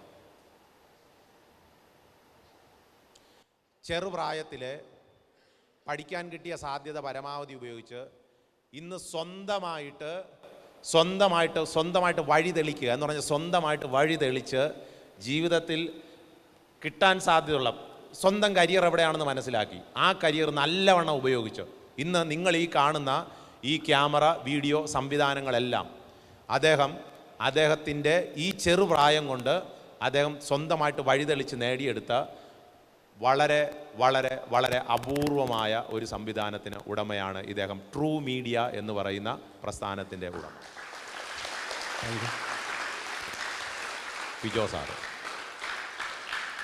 നിങ്ങൾ മുടിയൊന്നും നരച്ചിട്ടില്ലല്ലോ? ഇല്ല. എന്നെക്കാളും വളരെ പ്രായം ചെറുത ആളാണ്, കല്യാണം പോലും കഴിഞ്ഞിട്ടില്ല, കൊച്ചു പയ്യനാണ്. പക്ഷേ പുള്ളി പിന്നെ കൂടെയുള്ള 2-3 ഇവരെല്ലാം സുഹൃത്തുക്കളാണ്, ഒരേ മൈൻഡുള്ളവർ. ഈ ചെറുപ്രായത്തിൽ ആരെയും പറ്റിക്കാതെ, ആരെയും വഞ്ചിക്കാതെ, ആരെയും ചതിക്കാതെ സ്വന്തം ജീവിതം കൊണ്ട് മറ്റുള്ളവരുടെ മുമ്പിൽ ധൈര്യത്തോടെ നിന്ന്, മാതാപിതാക്കന്മാരുടെ സ്വത്ത് അതൊന്നുമല്ല വിഷയം, അതൊക്കെ കിട്ടുമോ കിട്ടത്തില്ല, അത് ഞാനിപ്പോൾ ചോദിക്കുന്നില്ല, അതൊന്നുമല്ല വിഷയം. പക്ഷേ അദ്ദേഹം സ്വന്തം കാലിൽ നിന്നുകൊണ്ട് ധൈര്യത്തോടെ വഴിതെളിച്ച് മുന്നോട്ട് പോയി. ഇന്ന് കേരളത്തിൽ തന്നെ അറിയപ്പെടുന്ന ഏറ്റവും നല്ല ലൈവ് സ്ട്രീമിൻ്റെ ഉടമകളിൽ ഒരാളാണ് ഈ ഫിജോ ചേട്ടൻ എന്ന് പറയുന്നത്. ഫിജോ ചേട്ടൻ നല്ലൊരു താങ്ക് യു ഫിജോ ചേട്ടൻ, എക്സലന്റ്. സ്വന്തം കാലിൽ നിന്ന് വഴി തെളിക്കണം, ധൈര്യമായിട്ട് മുമ്പോട്ട് പോകണം, നിങ്ങളെ കൊണ്ട് ചെയ്യാൻ സാധിക്കും. 60 വയസ്സുള്ള ലീല ഗ്രൂപ്പിൻ്റെ ഉടമയാണ് ഇദ്ദേഹം, കൃഷ്ണൻ സാറ്. 60 വയസ്സായപ്പോഴാണ് ഇദ്ദേഹം ഈ പരിപാടി തുടങ്ങിയത്, 60 വയസ്സിൽ. അപ്പോൾ ഇവിടെ ഇരിക്കുന്ന അച്ഛനമ്മമാർ ചിന്തിക്കും, ഞങ്ങളിപ്പോൾ വയസ്സായി, നാളെ കാലിൽ നീട്ടി വെച്ചിരിക്കുകയാണ് എന്നൊന്നും നിങ്ങൾ ചിന്തിക്കരുത്. നിങ്ങൾക്ക് അനന്ത സാധ്യതയാണ്. എന്തായാലും 60 വയസ്സിന് താഴെയുള്ളവരാണല്ലോ ഇവിടെ ഇരിക്കുന്ന മിക്കവാറും എല്ലാവരും. അതുകൊണ്ട് നിങ്ങൾ പേടിക്കുകയോ ചെയ്യരുത്, നിങ്ങൾക്കുമുണ്ട് അനന്ത സാധ്യത. നമുക്ക് നമ്മുടെ പിള്ളേരെ വളർത്താൻ മാത്രമല്ല ഈ പ്രായത്തിലും നേടാൻ അനന്ത സാധ്യതയുണ്ട്. എല്ലാവരും KFCയെ കുറിച്ച് നല്ല പരിചയമുള്ളവരാണ്. KFC അദ്ദേഹം 62ാമത്തെ വയസ്സിലാണ് KFC എന്നുള്ള കെൻഡക്കൽ ചിക്കൻ എന്ന് പറയുന്ന ഫ്രൈഡ് ചിക്കൻ എന്ന് പറയുന്ന 60 വയസ്സിലാണ് ഇദ്ദേഹം ഇതിൻ്റെ കാര്യങ്ങൾ കണ്ടുപിടിച്ച് തുടങ്ങിയത് തന്നെ. ഇപ്പോൾ 13, 14, 15, 16 വയസ്സുള്ള നമുക്ക് എന്തെല്ലാം ചെയ്യാൻ പറ്റത്തില്ലേ? നല്ലവണ്ണം പഠിത്തത്തിൽ കോൺസെൻട്രേറ്റ് ചെയ്തുകൊണ്ടല്ലോ ഈ പ്രായത്തിൽ നിങ്ങൾ നേടാൻ പോകുന്നത് ഈ ലോകത്തെ തന്നെയാണ്. ഉഴപ്പിയടിച്ചിരിക്കരുത്, ഉറങ്ങിയടിച്ചിരിക്കരുത്, വെറുതെ എന്നെ കൊണ്ട് ചെയ്യാൻ പറ്റത്തില്ല എന്ന് ചിന്തിക്കരുത്. ഏത് പ്രായത്തിലും ആർക്കും അച്ചീവ് ചെയ്യാൻ സാധിക്കും, ഒരു സംശയമില്ല. എന്നിട്ട് വേറൊരു മനുഷ്യനെ കാണിച്ചു തരാം. ചിലർ പറയുന്നതാണ് സമയമില്ല. നമ്മുടെ സ്ഥിരം ഡയലോഗാണിത്. എടാ ഇരുന്ന് പഠിക്കടാ, ഉടനെ എന്തു പറയും? സമയമില്ല. എടാ ആ ജോലിയൊക്കെ ചെയ്യടാ, ഉടനെ പറയും സമയമില്ല. ഈ മനുഷ്യൻ വിർജിൻ എന്ന് പറയുന്ന ഗ്രൂപ്പ് ഓഫ് കമ്പനിയുടെ ചെയർമാനായ ഈ മനുഷ്യന്, ഇദ്ദേഹത്തിന് ഇപ്പോൾ 73 വയസ്സുണ്ട്. 73 വയസ്സുള്ള ഈ മനുഷ്യൻ്റെ കീഴിൽ 400 കമ്പനിയുണ്ട്. എത്ര കമ്പനിയുണ്ട്? അപ്പോൾ ഒരു ദിവസം ഒരു കമ്പനിയിൽ വച്ചെങ്കിലും പോയി മീറ്റിംഗ് നടത്തിയാൽ ഒരു വർഷം കൊണ്ട് 365 കമ്പനിയിലേ പോകാൻ പറ്റത്തുള്ളൂ. അദ്ദേഹത്തിന് എന്നിട്ടും സമയമുണ്ട്. ഈ 400 കമ്പനിയും ഒറ്റ കൈ കീഴിൽ കൊണ്ടുവന്നിട്ട് അതിനെ കൃത്യമായിട്ട് ചാർട്ട് ചെയ്ത് മുന്നോട്ട് പോയി എല്ലാ 400 കമ്പനിയിലും കൃത്യം കാര്യങ്ങൾ നടത്താനുള്ള കഴിവും സമയവും അദ്ദേഹത്തിനുണ്ട്. അദ്ദേഹത്തിന് കൊടുത്തിരിക്കുന്ന അതേ സമയം തന്നെയാണ് നമുക്ക് തന്നിരിക്കുന്നത്. പക്ഷെ നമ്മൾ പറയുന്നത് എന്തെന്നറിയാമോ? സമയമില്ല. ബഹുമാനപ്പെട്ട പ്രധാനമന്ത്രി നരേന്ദ്രമോദിജിക്കും ബഹുമാനപ്പെട്ട മുഖ്യമന്ത്രി പിണറായി വിജയൻ സാറിനും നൽകപ്പെട്ട അതേ സമയമാണ് നമുക്കും ഉള്ളത്. അവർക്ക് സമയമുണ്ട്. നമ്മളെന്താ പറയുന്നത്? എനിക്ക് സമയം കിട്ടുന്നില്ല, പഠിക്കാൻ സമയമില്ല, ഇനി ഭക്ഷണം കഴിക്കാൻ സമയമുണ്ടോ? ഒട്ടും സമയമില്ല. ഞങ്ങളുടെയൊക്കെ കാലത്ത് സമയം ഉണ്ടായിരുന്നു, ഭക്ഷണം ഇല്ലായിരുന്നു. ഇന്ന് ഭക്ഷണം ആവശ്യത്തിനുണ്ട്, പക്ഷെ ഭക്ഷണം കഴിക്കാൻ സമയമില്ല. പിന്നെ ഉറങ്ങാൻ സമയമുണ്ട്, അതിനും സമയമില്ല. രാത്രി 12-1 മണി വരെ ഉറങ്ങാതെ ഇരിക്കും. എന്നിട്ട് ക്ലാസ്സിൽ വന്ന് നല്ല രീതിയിൽ ഉറങ്ങും. ഒന്നിനും സമയം കിട്ടുന്നില്ല എന്നുള്ളത് ആ ഒഴിവ് കഴിവുകൾ നമ്മൾ ഒഴിവാക്കണം. ഇവിടെ ഒരു പക്ഷി വെള്ളത്തിലൂടെ പോകുന്ന മീനിനെ കൃത്യമായിട്ട് ടാർഗറ്റ് ചെയ്ത് പറന്നു പോകുന്ന പക്ഷി വെള്ളത്തിനടിയിലൂടെ പോകുന്ന മീനിനെ എങ്ങനെയാണ് പിടിക്കണമെന്ന് ടാർഗറ്റ് ചെയ്ത് പിടിക്കാൻ ശ്രമിക്കുകയാണ്. എൻ്റെ ചോദ്യം ഇതാണ്. പറന്ന് വന്ന് പിടിക്കാറായപ്പോൾ ഉടനെ പക്ഷി ചിന്തിക്കുകയാണ്, സമയമില്ല, ഇനിയിപ്പോൾ തിരിച്ചു പോവാം. ഏതെങ്കിലും പക്ഷി ചിന്തിക്കോ? ഇല്ല, അതിനുണ്ട് സമയം. നിങ്ങൾ ശ്രമിച്ചാൽ നിങ്ങൾക്ക് സമയത്തെ കൈപരിധിയിൽ വരുത്താനായിട്ട് സാധിക്കും. ഇനി അടുത്ത ആളെ കാണിച്ചു തരാം. ആരാണ്? ഒരു സിംഹം ഒരു കാളയോ പോത്തിനെയോ പിടിക്കാൻ ഓടിക്കുകയാണ്. ഓടിച്ച് പകുതിയായി അടുത്തെത്തി. ഉടനെ ഈ സിംഹം പറയാണ്, അയ്യോ സമയമില്ല, ടാറ്റ, നാളെ പിടിക്കാമേ, പോട്ടെ. ഏതെങ്കിലും സിംഹം വിചാരിക്കോ? ഇല്ല. മൃഗങ്ങളൊന്നും വിചാരിക്കത്തില്ല. ഇനി നമ്മുടെ ഹൃദയം, എല്ലാവരും ഹൃദയത്തിൽ കൈവച്ച് നോക്ക്, ശബ്ദമെല്ലാം കേൾക്കുന്നുണ്ടോ എന്ന് നോക്കിയാലേ അറിയാൻ പറ്റും. ഉണ്ട്. ഓക്കെ. നമ്മുടെ ഹൃദയം ഇടിച്ചുകൊണ്ടിരിക്കുന്നതിനിടയ്ക്ക് ഒരു ദിവസം നമ്മുടെ അടുത്ത് ഹൃദയം പറയുകയാണ്, അതെ സമയമില്ല, ഞാൻ 2 ദിവസത്തേക്ക് ഒന്ന് ഓഫ് ചെയ്ത് വയ്ക്കട്ടെ. നമ്മുടെ ആരുടെയെങ്കിലും ഹൃദയം അങ്ങനെ ഓഫ് ചെയ്ത് വെച്ചിട്ടുണ്ടോ? ഇല്ല. നമ്മുടെ ബ്രെയിന്, ഫങ്ഷൻ ചെയ്തുകൊണ്ടിരിക്കുന്ന ബ്രെയിന് ജനിച്ചത് മുതലേ ഇത് ഓട്ടമാണ്.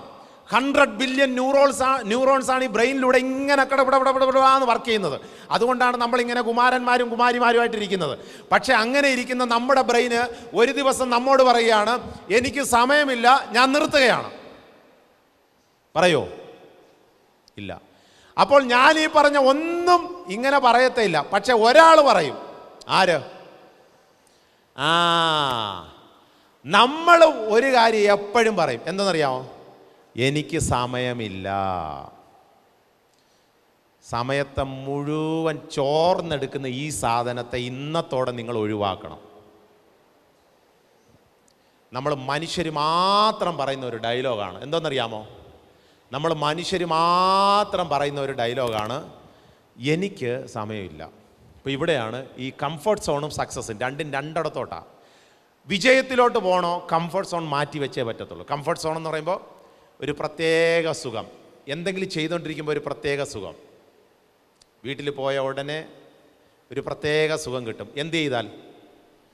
മൊബൈലും എടുത്ത് ആ കസേരയിൽ അങ്ങിരുന്നാൽ മതി, സമയം പോകുന്ന അറിയത്തേയില്ല. ഒരു പ്രത്യേക സുഖം. നിനക്ക് സക്സസ് കിട്ടത്തില്ല. കാരണം സക്സസ് പോകുന്നത് ആ വഴിക്കും കംഫർട്ട് സോൺ പോകുന്ന ഈ വഴിക്കുമാണ്. സക്സസ് ഇരിക്കുന്ന അവിടെയാണ്. പക്ഷെ നീ ഇങ്ങനെ നടന്ന് അങ്ങോട്ടാണ് പോകുന്നത്. നീ കംഫർട്ട് സോണിൽ പോകുന്നതോറും സക്സസിൽ നിന്ന് അകന്നുകൊണ്ടിരിക്കുകയാണ്. പക്ഷേ നിന്റെ കംഫർട്ട് സോണുകളെല്ലാം പൊളിച്ചു കളഞ്ഞിട്ട് നീ സക്സസ്സിലോട്ട് പോയി കഴിഞ്ഞാൽ ഇപ്പോൾ നിങ്ങൾക്ക് കംഫർട്ട് സോൺ പൊളിയും. പക്ഷേ സക്സസ്സിലോട്ട് എത്തിയാൽ നിങ്ങൾക്ക് എൻജോയ് ചെയ്യാം ലൈഫ്. അപ്പോൾ ഞാൻ പറഞ്ഞു വരുന്നത്, ഈ പ്രായത്തിൽ ഒരു പ്രധാനപ്പെട്ട അപകടകാരിയായിട്ടുള്ള സാധനം എന്താണ്? എന്താണ്? എടുത്തുചാട്ടം. ഒന്നും ആലോചിക്കത്തില്ല, പെട്ടെന്ന് അങ്ങ് എടുത്തു ചാടും. എല്ലാ മക്കളോടും പറയാണ്, മക്കളെ, ഈ എടുത്തുചാട്ടം ഒന്ന് ചിന്തിക്കാൻ പോലും നമ്മൾ സമയമെടുക്കത്തില്ല. നമ്മുടെ ഈ ബ്രെയിനിൻ്റെ ഒരു നല്ല ഗുണമെന്നുള്ളത്, നമ്മളെ സഹായിക്കാൻ ഈ ബ്രെയിന്, എടാ ഒന്ന് ചിന്തിച്ചിട്ട് ചെയ് എന്ന് പറഞ്ഞ് നമ്മളിങ്ങനെ സഹായിക്കും. നമ്മൾ ചിന്തിക്കാൻ സമയമെടുക്കത്തില്ല. മനുഷ്യൻ എന്ന വാക്കിൻ്റെ അർത്ഥം തന്നെ മനനം ചെയ്യുന്നവൻ എന്നാണ്. അപ്പോൾ ഒന്ന് ചിന്തിക്കണം, ഞാൻ ഇനി മുതൽ മൊബൈൽ ഉപയോഗിക്കുമ്പോൾ ഒരു ദിവസം എത്ര മണിക്കൂർ ഉപയോഗിക്കണം, ഇത് എത്ര മണിക്കൂർ ഉപയോഗിച്ചാൽ എനിക്ക് കൂടുതൽ ഗുണമുണ്ട് അല്ലെങ്കിൽ ദോഷമുണ്ട്, ചിന്തിക്കണം. എന്നിട്ട് തീരുമാനിക്കണം ഇത് വേണോ വേണ്ടയോ എന്ന്. അതുപോലെ തന്നെ ചിന്തിക്കാൻ സമയം, ഈ പ്രായത്തിലെ പല തീരുമാനങ്ങളും മുതിർന്നവരുമായിട്ട് ആലോചിച്ചിട്ട് മാത്രമേ എടുക്കാവൂ. അത് പ്രത്യേകം ശ്രദ്ധിച്ചോണം. കാരണം ഈ പ്രായത്തിൽ നിങ്ങൾ എടുക്കുന്ന എല്ലാ തീരുമാനങ്ങളും 100% ശരിയായിരിക്കണമെന്നില്ല. പക്ഷെ ഈ പ്രായത്തിൽ എടുക്കുന്ന തീരുമാനങ്ങളാണ് നിങ്ങളുടെ പഠനത്തെയും കരിയറിനെയും സ്വാധീനിക്കുന്നത്. നിങ്ങളിവിടെ നിന്ന് പുറത്തിറങ്ങുമ്പോൾ, സ്കൂളിൽ നിന്ന് വീട്ടിലോട്ട് പോകുന്ന വഴിക്ക് ആരെങ്കിലും നിങ്ങളെ കണ്ട് ചിരിച്ചിട്ട് അങ്ങോട്ടൊരു ഡയലോഗ് പറയും, എനിക്ക് നിന്നെ കാണുമ്പോഴേ ഒരു വല്ലാത്ത, ബാക്കിയൊന്ന് പൂരിപ്പിച്ചോ, ഒരു വല്ലാത്ത ഇത്, എനിക്ക് നിന്നെ കാണുമ്പോൾ ഒരു വല്ലാത്ത ഇത്. അതിനെ എന്ത് ചെയ്യണം? അതിനെ നമ്മൾ ആണല്ലേ, എനിക്കും അങ്ങനെ തന്നെ എന്ന് പറയരുത്. നേരെ മുതിർന്നവരുടെ അടുത്ത് ഒന്ന് ആലോചിക്കണം. മമ്മി, ആ വഴിയിൽ വെച്ചേ മറ്റേ പയ്യനെ എന്നെ കാണുമ്പോൾ ഒരു വല്ലാത്ത ഇതെന്ന് പറഞ്ഞു. നേരെ പപ്പയുടെ അടുത്ത് മമ്മിയുടെ അടുത്ത് വന്ന് പറഞ്ഞാൽ മതി. അങ്ങനെ പറഞ്ഞിരുന്നെങ്കിൽ എത്ര തേപ്പുകളിൽ നിന്ന് നമ്മൾ രക്ഷപ്പെടുമായിരുന്നേനെ.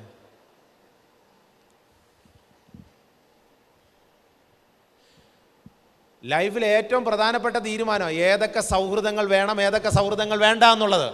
അതുകൊണ്ട് ഗുണദോഷങ്ങൾ വിലയിരുത്തണം. ഞാൻ ഇന്ന രീതിയിൽ തീരുമാനിച്ചാൽ, ഇന്ന കാര്യം ചെയ്താൽ എത്രത്തോളം ഗുണമുണ്ട്, എത്രത്തോളം ദോഷമുണ്ട്. ശരിയായി തീരുമാനം എടുക്കണമെങ്കിൽ ഗുണദോഷങ്ങൾ വിലയിരുത്തണം. അതുകൊണ്ട് പ്രധാനപ്പെട്ട തീരുമാനങ്ങൾ, നമ്മുടെ ഈ പ്രായത്തിൻ്റെ ഏറ്റവും വലിയൊരു പ്രത്യേകത എന്നുള്ളത്, ആൺപിള്ളേർക്ക് 20 വയസ്സും പെൺപിള്ളേർക്ക് 18 വയസ്സും ആകുമ്പോഴേ ഉചിതമായ തീരുമാനങ്ങൾ എടുക്കാൻ നമ്മുടെ ബ്രെയിൻ പാകമാകുന്നുള്ളൂ. അതുകൊണ്ടാണ് ആൺപിള്ളേർ കല്യാണം കഴിക്കാൻ 18 വയസ്സും ആൺപിള്ളേർ കല്യാണം കഴിക്കാൻ 20 വയസ്സും പെൺപിള്ളേർ കല്യാണം കഴിക്കാൻ 18 വയസ്സും ഒന്ന് ഗവൺമെൻറ് ഇങ്ങനെ വച്ചിരിക്കുന്നത്. അപ്പോൾ അതിന് മുൻപ് ഇത്തരം കാര്യങ്ങളെക്കുറിച്ച് നിങ്ങൾ ചിന്തിച്ചാൽ തെറ്റായ തീരുമാനം എടുക്കാനുള്ള സാധ്യത കൂടുതലാണ്. പ്രത്യേകിച്ച് ഈ പ്രായത്തിൽ ആവശ്യമില്ലാത്ത സൗഹൃദങ്ങളിലും ബന്ധങ്ങളിലും പോയി വീണ് കഴിഞ്ഞാൽ നമ്മൾ ഈ റിപ്പോർട്ടർ ചാനലിലെ റിപ്പോർട്ടറിനെ പോലെ ആയിപ്പോവും. രാവിലെ എഴുന്നേൽക്കുമ്പോഴേ റിപ്പോർട്ട് കൊടുക്കണം. എടാ നീ എഴുന്നേറ്റാ? ഉടനെ അവിടെ നിന്ന് ഇങ്ങോട്ട്. ഞാൻ എഴുന്നേറ്റു. ഉടനെ ഇവിടെ നിന്ന് അങ്ങോട്ട്.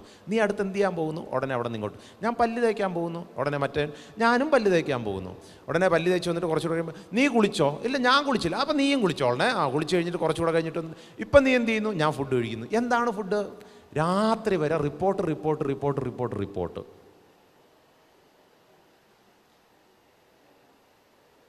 ഒരു മനസമാധാനവും കിട്ടത്തില്ല. റിപ്പോർട്ട് കൊടുത്തിട്ടുണ്ടോ? ഇനി കൊടുക്കരുത്. വെറുതെ റിപ്പോർട്ട് കൊടുത്ത് നമ്മുടെ ജീവിതം പാഴാക്കരുത്. നമ്മുടെ ഉള്ള പ്രൈവസി കൂടെ അങ്ങ് പോവും. അപ്പോൾ തൊട്ടേനും പിടിച്ചതിനും എല്ലാം ഇങ്ങനെ എല്ലാ കുട്ടികളോടും പറയുകയാണ്. ഇവിടെ ഇതാ ചീര കൃഷി. ദീർഘകാല ഗുണം ചിന്തിക്കുക, ഹ്രസ്വകാല ഗുണം പെട്ടെന്ന് പോവും. ഒരു ചീര കൃഷി നടണം. പെട്ടെന്ന് അതിൻ്റെ ഇലകൾ വരും, പെട്ടെന്ന് വളരും, പെട്ടെന്ന് കറി വയ്ക്കാം. പക്ഷേ തെങ്ങാണെങ്കിൽ വെള്ളം ഒഴിക്കണം, അതിൻ്റെ ചുറ്റും നിൽക്കണം, കുറച്ച് മാസങ്ങളെടുക്കും. പിന്നെ ഇടയ്ക്കിടയ്ക്ക് മരുന്നും അതും ഇതുമൊക്കെ തളിച്ചു കൊടുക്കണം, അല്ലെങ്കിൽ അതിന് വളർച്ചയ്ക്കനുസരിച്ച് കാര്യങ്ങൾ ചെയ്തു കൊടുക്കണം. അനേക വർഷം കഴിഞ്ഞിട്ടാണ് അത് ആദ്യത്തെ തേങ്ങ ഇടുന്നത്. പക്ഷേ ഒരിക്കൽ തേങ്ങയിട്ട് തുടങ്ങിയാൽ പിന്നെ നമ്മൾ വലിയ വർക്കൊന്നും ചെയ്യേണ്ട, വെറുതെ ഇരുന്നാൽ മതി, ആവശ്യത്തിന് തേങ്ങ കിട്ടിക്കൊണ്ടിരിക്കും. ദീർഘകാലത്തെ ഗുണം. നമ്മളെല്ലാവരും ചീര വയ്ക്കാനാണ് കൂടുതൽ ശ്രമിക്കുന്നത്. നമുക്ക് ആർക്കും തെങ്ങ് വേണ്ട. പെട്ടെന്ന് കാര്യം നടക്കണം, പെട്ടെന്ന് തീരണം. പക്ഷെ അതല്ല മക്കളെ, നിങ്ങൾ ഭാവിയിൽ എന്ത് ചെയ്യണം, ഭാവിയിൽ എത്രത്തോളം ഗുണമുണ്ടാകും. ഞാൻ ഇന്ന് നല്ലവണ്ണം പഠിച്ചാൽ എനിക്കും എൻ്റെ സമൂഹത്തിനും എൻ്റെ അടുത്ത തലമുറയ്ക്കും. നിങ്ങളുടെ മാതാപിതാക്കന്മാർ നെഞ്ചുരുകി പ്രാർത്ഥിക്കുന്ന ഒരു കാര്യമുണ്ട്. നേരത്തെ ആ സാർ എഴുന്നേറ്റ് എന്ന് പറഞ്ഞത് വളരെ സത്യമായിട്ടുള്ള കാര്യമാണ്. എൻ്റെ മക്കൾ സമൂഹത്തിനും അവരുൾപ്പെട്ട് നിൽക്കുന്ന കുടുംബത്തിനും ഭാവിക്കും നല്ല മക്കളായിട്ട് വളരണമെന്ന് നെഞ്ചുരുകി പ്രാർത്ഥിക്കുന്ന അമ്മമാരും അച്ഛന്മാരുമാണ് നിങ്ങളുടെ മാതാപിതാക്കന്മാർ. പക്ഷേ നമ്മൾ പെട്ടെന്ന് തുടങ്ങണം, പെട്ടെന്ന് തീരണം എന്നുള്ള രീതിയിൽ ഏതെങ്കിലും ആവശ്യമില്ലാത്ത സൗഹൃദങ്ങൾ, തെറ്റായ ബന്ധങ്ങൾ, തെറ്റായ കീഴ്വഴക്കങ്ങൾ, മദ്യം, മയക്കുമരുന്ന്, ഇങ്ങനെയുള്ള കാര്യങ്ങളുടെ പിന്നാലെ ഏതെങ്കിലും കുഞ്ഞുങ്ങൾ പോവുകയാണെങ്കിൽ നിങ്ങളുടെ ഭാവി തകർന്നു പോകാനുള്ള സാധ്യത വളരെ കൂടുതലാണ്. അപ്പം ഞാൻ പറഞ്ഞു വരുന്നത്, എടുത്തുചാട്ടം വലിയ നഷ്ടമുണ്ടാക്കും. ഞാനൊരു വീഡിയോ നിങ്ങൾക്ക് വേണ്ടി പ്ലേ ചെയ്യാനായിട്ട് പോവുകയാണ്. ഇതാരാണ് ഇദ്ദേഹം?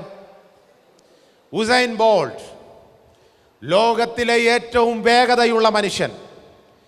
ആ ട്രാക്കിലോട്ട് ഇറങ്ങി നിന്നിട്ട് on your March set go എന്ന് പറഞ്ഞിട്ട് അവർ ഈ ഷൂട്ട് ചെയ്യും. ആകാശത്തോട്ടൊരു വെടി വയ്ക്കും. വെടി പൊട്ടുമ്പോഴാണ് ഓടേണ്ടത്. ഇദ്ദേഹം എന്നൊക്കെ ട്രാക്ക് ആൻഡ് ഫീൽഡിൽ ഇറങ്ങിയിട്ടുണ്ടോ അന്നെല്ലാം സ്വർണ്ണ മെഡൽ വാങ്ങാതെ ഇദ്ദേഹം തിരിച്ചു കയറിയിട്ടില്ല. പക്ഷേ ഇദ്ദേഹത്തിന് ഒരു ദിവസം ജീവിതത്തിൽ നിരാശയോടെ തിരിച്ച് വീട്ടിലോട്ട് മടങ്ങേണ്ട ഒരു സ്ഥിതി വന്നു. ചരിത്രത്തിൻ്റെ തങ്കലിപികളിൽ കുറിച്ചു വെച്ച ആ ദിവസം ലോകത്തിൽ ആരും മനസ്സിൽ പോലും വിചാരിക്കാത്ത രീതിയിൽ ഒരു പരാജയത്തിൻ്റെ പടുകുഴിയിൽ വീണ ഉസൈൻ ബോൾട്ട്. എന്തോ സംഭവം എന്നറിയാമോ? ഈ ഓട്ട മത്സരത്തിന് ഒരു പ്രത്യേക നിയമമുണ്ട്. On your March set go എന്ന് പറഞ്ഞ് ഷൂട്ട് ചെയ്യുമ്പോൾ ഓടണം.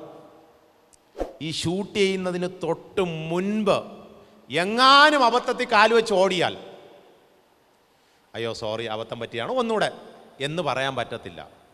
അത് എത്ര വലിയ മനുഷ്യനായിരുന്നാലും, ചരിത്രത്തെ ഇടം നേടിയ വേൾഡ് റെക്കോർഡിനുടമയായ ഉസൈൻ ബോൾട്ട് പോലും ഇതുപോലൊരു മത്സരത്തിന് നിൽക്കുകയാണ്.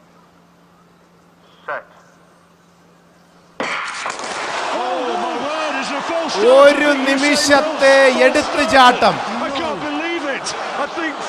ഒരു നിമിഷത്തെ എടുത്തുചാട്ടം, ഒരിക്കൽ പോലും തിരിച്ചു കിട്ടാത്ത കയ്യെത്തുന്ന ദൂരത്തെത്തിയ ആ മെഡൽ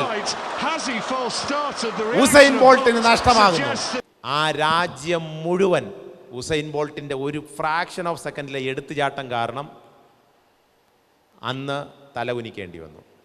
മക്കളെ, നിങ്ങളുടെ ആരുടെയെങ്കിലും ഒരാളുടെ എടുത്തുചാട്ടം കാരണം നിങ്ങളുടെ അച്ഛനമ്മമാർ നിങ്ങളുടെ വീട്ടിലിരുന്ന് കരയാൻ ഇടയാകരുത്.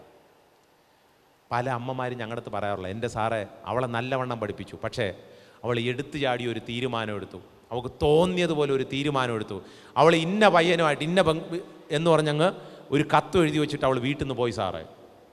നമ്മൾ ചിന്തിക്കുന്നത് ഒരു കുഴപ്പമില്ല, അതിനിപ്പോൾ എന്തോ തെറ്റിരിക്കുന്നതെന്ന് പറയും. പക്ഷേ ഒരമ്മയുടെ പിടയുന്ന ഹൃദയം എന്താണെന്ന് മനസ്സിലാക്കാൻ, ഒരു അച്ഛൻ്റെ ആ തേങ്ങലുകളുടെ ഹൃദയം എന്താണെന്ന് മനസ്സിലാക്കാൻ കഴിയാത്ത ഈ 15, 13, 14, 15 വയസ്സ് കാലഘട്ടങ്ങളിൽ നമ്മൾ അറിയാതെ എടുത്തുചാടുന്ന ഒരു എടുത്തുചാട്ടം ആ സമൂഹത്തിനും ദേശത്തിനും നമ്മുടെ കുടുംബത്തിലെ മുഴുവൻ ആളുകളും ചിലപ്പോൾ തലകുനിച്ചു പോകേണ്ടി വരും. അതുകൊണ്ട് എടുത്തുചാട്ടം അങ്ങ് ഒഴിവാക്കുക. എന്നിട്ട് അടുത്ത കാര്യം എന്നുള്ള താരതമ്യം ചെയ്യരുത്. ആരും ആരെയും താരതമ്യം ചെയ്യാതിരിക്കുക. എനിക്ക് മാതാപിതാക്കന്മാരോട് പറയാനുള്ള ഒരു കാര്യം എന്നുള്ളത്, ഈ ഒരുപോലെ ലോകത്തിൽ എത്ര പേര് കാണും? എത്ര പേര്? 7 പേര്. Very good. ഒരാൾ ഇന്ത്യയിലുണ്ട്, ബാക്കിയുള്ളവർ? ഒരാൾ ഇന്ത്യയിലുണ്ട്, ബാക്കിയുള്ളവർ? ഒരേപോലത്തെ 7 പേരുണ്ട്. അതിൽ ഒരാൾ ഞാനാണ്, ബാക്കിയുള്ളവർ? ഇനി ദയവായിട്ട് 7 പേരെന്ന് പറയരുത്. നമ്മളെപ്പോലെ നമ്മൾ മാത്രമേ ഉള്ളൂ. നമ്മളെപ്പോലെ 7 പേരുണ്ടെന്ന് പറഞ്ഞാൽ ആർക്കാ നാണക്കേട്?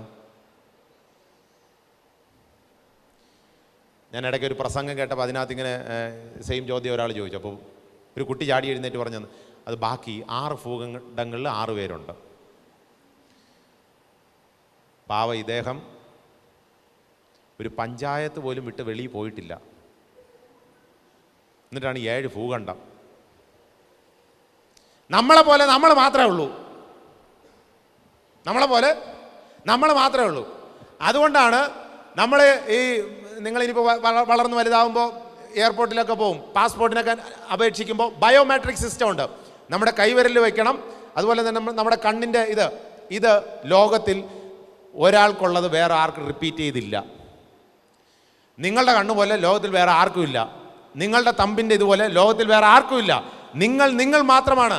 അതുകൊണ്ട് നിങ്ങൾ ഒരിക്കലും മറ്റൊരാളോട് നിങ്ങൾ താരതമ്യം ചെയ്യരുത്. പ്രത്യേകിച്ച് പാരൻസിനോട് പറയണം, ഒരിക്കലും നിങ്ങളുടെ മക്കളെ വേറൊരാളോട് താരതമ്യം ചെയ്യരുത് ദയവായിട്ട്. അവനെ കണ്ടില്ല അവൻ നല്ലവണ്ണം പഠിച്ചു, അവളെ കണ്ടില്ല അവൾ നല്ലവണ്ണം പഠിച്ചു, നീ മാത്രം മനുഷ്യന് നാണക്കേടുണ്ടാക്കാനായിട്ട് എന്ന് പറഞ്ഞ് താരതമ്യം ചെയ്യരുത്. കാക്കയ്ക്ക് തൻകുഞ്ഞ് പൊൻകുഞ്ഞ്. ചില മാതാപിതാക്കന്മാർ പിള്ളേർക്ക് മൃഗത്തിൻ്റെ പേരിട്ട് വിളിക്കും. ഏതൊക്കെ മൃഗത്തിൻ്റെ പേരാണ് സാധാരണ വീട്ടിൽ വിളി വരുന്നത്? പന്നി, പോത്ത്, അണ്ണാൻ, അണ്ണാൻ, വേറെ ഒട്ടകം, വരട്ടെ, ഒട്ടകം, വേറെ എന്തോന്ന്? ആന. ആനയുണ്ടാ? മാതാപിതാക്കന്മാരെ പാരൻസിനോട് പറയാണ്, ദയവായി നിങ്ങളുടെ മക്കളെ മൃഗത്തിൻ്റെ പേരിട്ട് വിളിക്കരുത്. അങ്ങനെ നിങ്ങളുടെ മക്കളെ മൃഗത്തിൻ്റെ പേരിട്ട് വിളിച്ചാൽ നമ്മൾ ഇൻഡയറക്റ്റായിട്ട് പറയുന്ന ഒരു കാര്യമുണ്ട്. എന്താണ്? എടാ നീ പോത്ത് പോലെ കിടന്നുറങ്ങരുത് എന്ന് പറയുമ്പോൾ ഈ പറയുന്ന ആള് അമ്മ പോത്തും അച്ഛൻ പോത്തും ആയി പോകും. ദയവായിട്ട് പാരൻസിനോട് പറയാം, നിങ്ങളുടെ മക്കളെ അങ്ങനെയുള്ള പേരുകളിട്ട് വിളിക്കരുത്. ഞാൻ കഴിഞ്ഞിടയ്ക്ക് വേറൊരു സ്കൂളിൽ പോയിട്ട് ഞാൻ ചോദിച്ചു, ഈ ചീത്ത വാക്ക് പറയാനറിയുന്ന ഒരു കൈവെക്കാൻ പറഞ്ഞു. എല്ലാവരും കൈവെക്കി. ഞാനങ്ങ് അതിശയിച്ചു പോയി. അപ്പോൾ എനിക്കിതിൽ വീണ്ടും അരിച്ചെടുക്കണമല്ലോ. ഞാൻ പറഞ്ഞു ഓക്കെ ശരി, 20 ചീത്ത അറിയുന്ന ഒരു കൈവെക്കാൻ പറഞ്ഞു. ഉടനെ ഒരു 30% പിള്ളേർ കൈവെക്കി. അപ്പോൾ എനിക്ക് ഇതിലും മറ്റേ ഏറ്റവും കൂടുതലുള്ളവൻ അവാർഡ് കൊടുക്കണമല്ലോ. അപ്പോൾ ഞാൻ പറഞ്ഞു ശരി 50 ചീത്ത. അപ്പോൾ ഒരു 10-12 പിള്ളേർ ഇങ്ങനെ കൈവെക്കുകയാണ്. 50 അഭിമാനത്തോടെ 50. അപ്പോൾ പിന്നെ വീണ്ടും അതൊന്ന് കൂട്ടി 75 പറഞ്ഞപ്പോൾ ഒരു 4-5 പിള്ളേർ ഇങ്ങനെ കൈവെക്കി നിൽക്കുകയാണ്. 75 ചീത്ത വാക്ക് അറിയുന്ന പിള്ളേർ. പക്ഷെ എനിക്ക് ഏറ്റവും രസകരമായിട്ട് തോന്നിയത് അതിൽ ഒരു പെൺകുട്ടി മാറിയിരുന്നിട്ട് ഇങ്ങനെ എണ്ണുകയാണ്. അതെന്താണ് എണ്ണുന്നത്? ഒന്ന് ഓർത്ത് നോക്കുകയാണ്, ഈ 75 കൂടുതൽ അറിയാമോ ഇല്ലയോ എന്ന്. മാതാപിതാക്കന്മാരെ, നമ്മളുടെ മക്കൾ ചീത്ത വാക്ക് പഠിക്കുന്നത് സ്കൂളിലെ മലയാളം അധ്യാപിക നമുക്കിന്ന് പുതിയ മലയാളം പദങ്ങൾ പഠിക്കാം എന്ന് പറഞ്ഞ് പഠിപ്പിക്കുന്ന അല്ല. അങ്ങനെ ആരും ചിന്തിക്കരുത്. Home is the best university in the world. വീടാണ് ലോകത്തിലെ ഏറ്റവും വലിയ യൂണിവേഴ്സിറ്റി. അങ്ങനെയാണെങ്കിൽ ചില കുട്ടികൾ ചീത്ത വാക്കുകൾ പഠിക്കുന്നത് വീട്ടിൽ നിന്നായിരിക്കും. മാതാപിതാക്കന്മാർ ദയവായിട്ടത് ശ്രദ്ധിക്കണം. പിന്നെ സാമൂഹിക മാധ്യമങ്ങൾ, TV അതുപോലെയുള്ള പ്രോഗ്രാമുകളിൽ കാണുന്ന ഈ ചീത്ത വാക്കുകൾ പഠിപ്പിക്കാൻ വേണ്ടി മാത്രമുള്ള ചില സിനിമകൾ തന്നെയുണ്ട്. അതൊക്കെ കണ്ട് കുടുംബമായിട്ടിരുന്ന് ആസ്വദിച്ച് ചിന്തിച്ചിരിക്കരുത്. ഇതെല്ലാം കുട്ടികളെ വല്ലാതെ അങ്ങ് സ്വാധീനിക്കും. അതുകൊണ്ട് അതവരുടെ പഠനത്തെ തകർത്ത് കളയുമെന്നുള്ളത് കൊണ്ട് എപ്പോഴും ഓർത്തോണം, നമ്മുടെ മക്കളെ വേറെ ആരുമായിട്ട് താരതമ്യം ചെയ്യരുത്. അതുപോലെ തന്നെ മക്കളോടും പറയുകയാണ്, ചില പിള്ളേരുണ്ട് ഈ പണക്കാരായിട്ടുള്ള, ഇപ്പം അംബാനിയൊക്കെ കാണുമ്പോൾ ചില പിള്ളേർ ചിന്തിക്കും ഞാൻ എവിടെ ജനിച്ചാൽ മതിയായിരുന്നു? അംബാനിയുടെ വീട്ടിൽ. നമ്മളവിടെ ജനിക്കാൻ പറ്റത്തില്ല. അതെപ്പോഴും ഓർത്തോണം. ഈ ക്രിക്കറ്റിൽ പണ്ട് ധോണി അറിയാലോ, MS ധോണി ഭയങ്കര മുടി ഇങ്ങനെ നീട്ടി വളർത്തിയ ഒരു കാലഘട്ടം ഉണ്ടായിരുന്നു. ഒരു ദിവസം ഞാൻ ഒരു ബസ്സിൽ കയറിയപ്പോൾ ഒരു പെൺകുട്ടി എൻ്റെ അടുത്ത് വന്നിരുന്നു. അപ്പം ഞാൻ അല്പം ഒന്ന് മാറിയിരുന്നപ്പോഴത്തേക്കും കണ്ടക്ടർ എന്ന് പറഞ്ഞു, സാറേ കുഴപ്പമില്ല അവിടെ ഇരുന്നോ.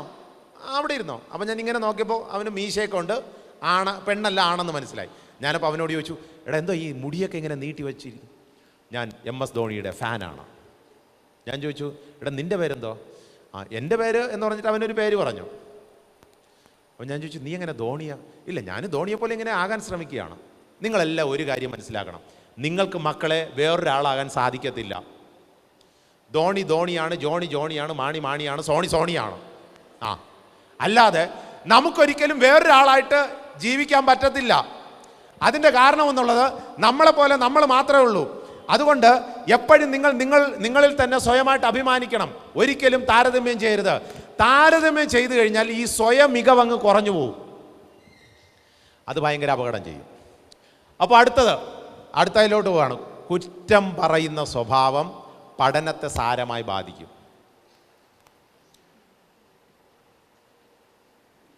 പ്രത്യേകിച്ചും അധ്യാപകരോട് എനിക്ക് പറയാനുള്ള ഒരു കാര്യം, ഈ നമ്മുടെ കുട്ടികൾ, ലോകത്തിൽ പൂർണ്ണരായിട്ടുള്ള ആരുമില്ല. അതുകൊണ്ട് തന്നെ നമ്മുടെ കുട്ടികളുടെ മുമ്പിൽ വെച്ച് അധ്യാപകരെയോ സ്കൂളിനെയോ കുറ്റം പറയരുത്. അങ്ങനെ പറഞ്ഞാൽ പിള്ളേർ പഠിക്കുന്ന സ്കൂളിനെ കുറിച്ചുള്ള നെഗറ്റീവ് ഇമ്പാക്റ്റ് കുട്ടികൾക്ക് കിട്ടും. അതുപോലെ തന്നെ കുറ്റം പറയുന്നത് മാനസികവും ശാരീരികവുമായിട്ട് എല്ലാവരെയും ബാധിക്കും. മക്കളോടും പറയണം, കുട്ടികളോടും പറയണം, നിങ്ങൾ ഒരിക്കലും ഈ കുറ്റം പറയുന്ന സ്വഭാവം ഇതോടെ വെച്ച് നിർത്തിക്കോണം. ആമസോണിൻ്റെ സ്ഥാപകനായ 1996 ആമസോണിൻ്റെ സ്ഥാപകനായ ഈ മനുഷ്യൻ, അദ്ദേഹത്തിൻ്റെ പേരിലോട്ട് ഞാൻ വരുന്നുണ്ട്. അദ്ദേഹം വീട്ടിലെ കാർ പോർച്ചിലിരുന്നു കൊണ്ട് തുടങ്ങിയ ഒരു സ്ഥാപനമാണ് ആമസോൺ. ഇന്ന് അദ്ദേഹം ഫൗണ്ടറായ ജെഫ് ബസ്, ഇദ്ദേഹം ഈ ആമസോണിൻ്റെ ആ കമ്പനി തുടങ്ങിയപ്പോൾ ആ ലോഗോയിൽ നിങ്ങൾക്കൊരു കീ കാണാൻ സാധിക്കും. എന്തോ കീ എന്നറിയാമോ? എയിൽ നിന്ന് ഇസഡിലോട്ടൊരു ആരോയുണ്ട്. എന്തിനാ എയിൽ നിന്ന് ഇസഡിലോട്ടുള്ള ആരോ എന്ന് മനസ്സിലായോ? എ ടു ഇസഡ് കാര്യങ്ങൾ ഇവിടെ കിട്ടും. അതാണ് അതിനകത്തുള്ള കീ. അതായത് കുറ്റം പറഞ്ഞ് വീട്ടിലിരുന്നെങ്കിൽ ഇദ്ദേഹം ഒരിക്കലും ലോകമറിയുന്ന മഹത് വ്യക്തിയാകത്തില്ലായിരുന്നു. പക്ഷേ നമ്മൾ കുറ്റം പറഞ്ഞിട്ടിരുന്നാൽ നമ്മൾ ഒരിക്കലും വളരത്തില്ല, നന്നാകത്തില്ല. നമ്മൾ മുട്ടാത്ത വാതിലുകൾ ഒരിക്കലും നിങ്ങൾക്ക് വേണ്ടി തുറക്കത്തില്ല. നിങ്ങൾ ശ്രമിക്കാത്തിടത്തോളം കാലം നിങ്ങൾക്ക് വിജയിക്കാനും പറ്റത്തില്ല. നിങ്ങൾ മുട്ടാതിരുന്നിട്ട് അയ്യോ വാതിൽ തുറക്കുന്നില്ലല്ലോ, കാര്യമില്ല. പഠിക്കാതിരുന്നിട്ട് അയ്യോ എനിക്കൊന്നും കിട്ടിയില്ലല്ലോ, കാര്യമില്ല. ശ്രമിക്കാതിരുന്നിട്ട് അയ്യോ എനിക്ക് A+ കിട്ടിയില്ലല്ലോ എന്ന് പറഞ്ഞിട്ട് കാര്യമില്ല. കാര്യമുണ്ടോ? ഇല്ല.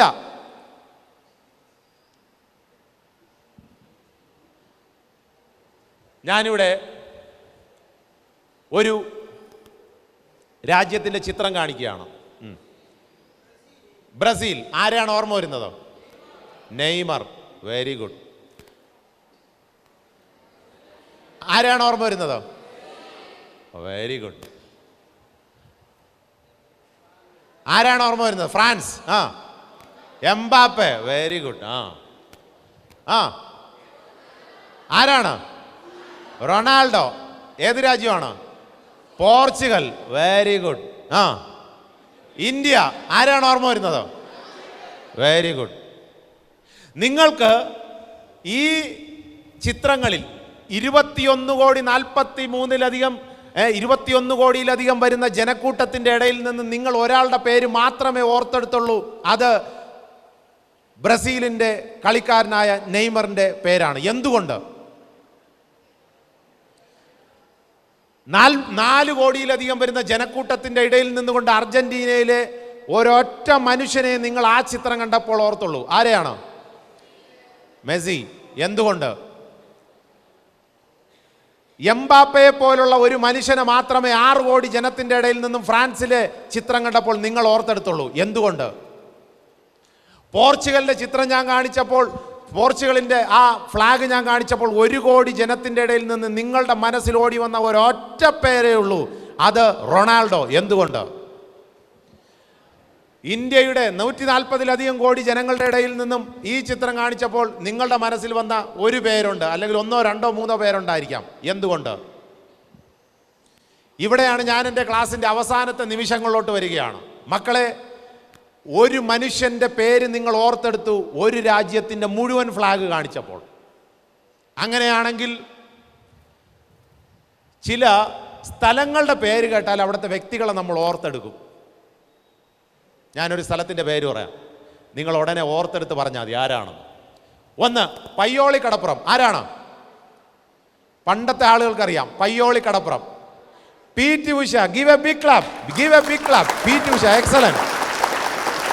ഒരു കടപ്പുറത്തിൻ്റെ പേര് കേട്ട് കഴിഞ്ഞാൽ ഇന്ത്യയുടെ മിന്നൽ പിണറായിരുന്ന ആ PT ഉഷ. അടുത്ത പേര് ചാലക്കുടി. ആ മണി ചാടിക്കയറി. നിങ്ങൾ പെട്ടെന്ന് പറഞ്ഞു കളഞ്ഞു. മണി ഏത് മണി? ആ അടുത്തത് മറ്റൊരു സ്ഥലത്തെ ഞാൻ നിങ്ങൾക്ക് കാണിച്ചു തരികയാണ്. പുതുപ്പള്ളി. ഉമ്മൻചാണ്ടി സാറ് പെട്ടെന്ന് ഓർമ്മ വന്നു. ഉമ്മൻചാണ്ടി സാറ് പുതുപ്പള്ളി. അടുത്ത ഒടുവിലായിട്ട് രാമേശ്വരം കടപ്പുറം. APJ അബ്ദുൽ കലാം. നല്ലൊരു ക്ലാപ്പ് കൊടുത്തേ മോൾക്ക്. Excellent. APJ Abdul Kalam, very good. ഒരു പേര് കേട്ടാൽ ആ സ്ഥലത്തെ മുഴുവൻ ഓർത്തിരിക്കുകയാണ്. ഞാൻ ഒരൊറ്റ ചലഞ്ചിൻ്റെ വാക്ക് പറഞ്ഞ് ഈ ക്ലാസ് അവസാനിപ്പിക്കാൻ ശ്രമിക്കുകയാണ്.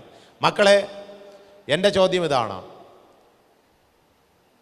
നിങ്ങളുടെ സ്ഥലത്തിൻ്റെ പേര് കേട്ടാൽ ആരെങ്കിലും നിങ്ങളെ ഓർമ്മിക്കുമോ?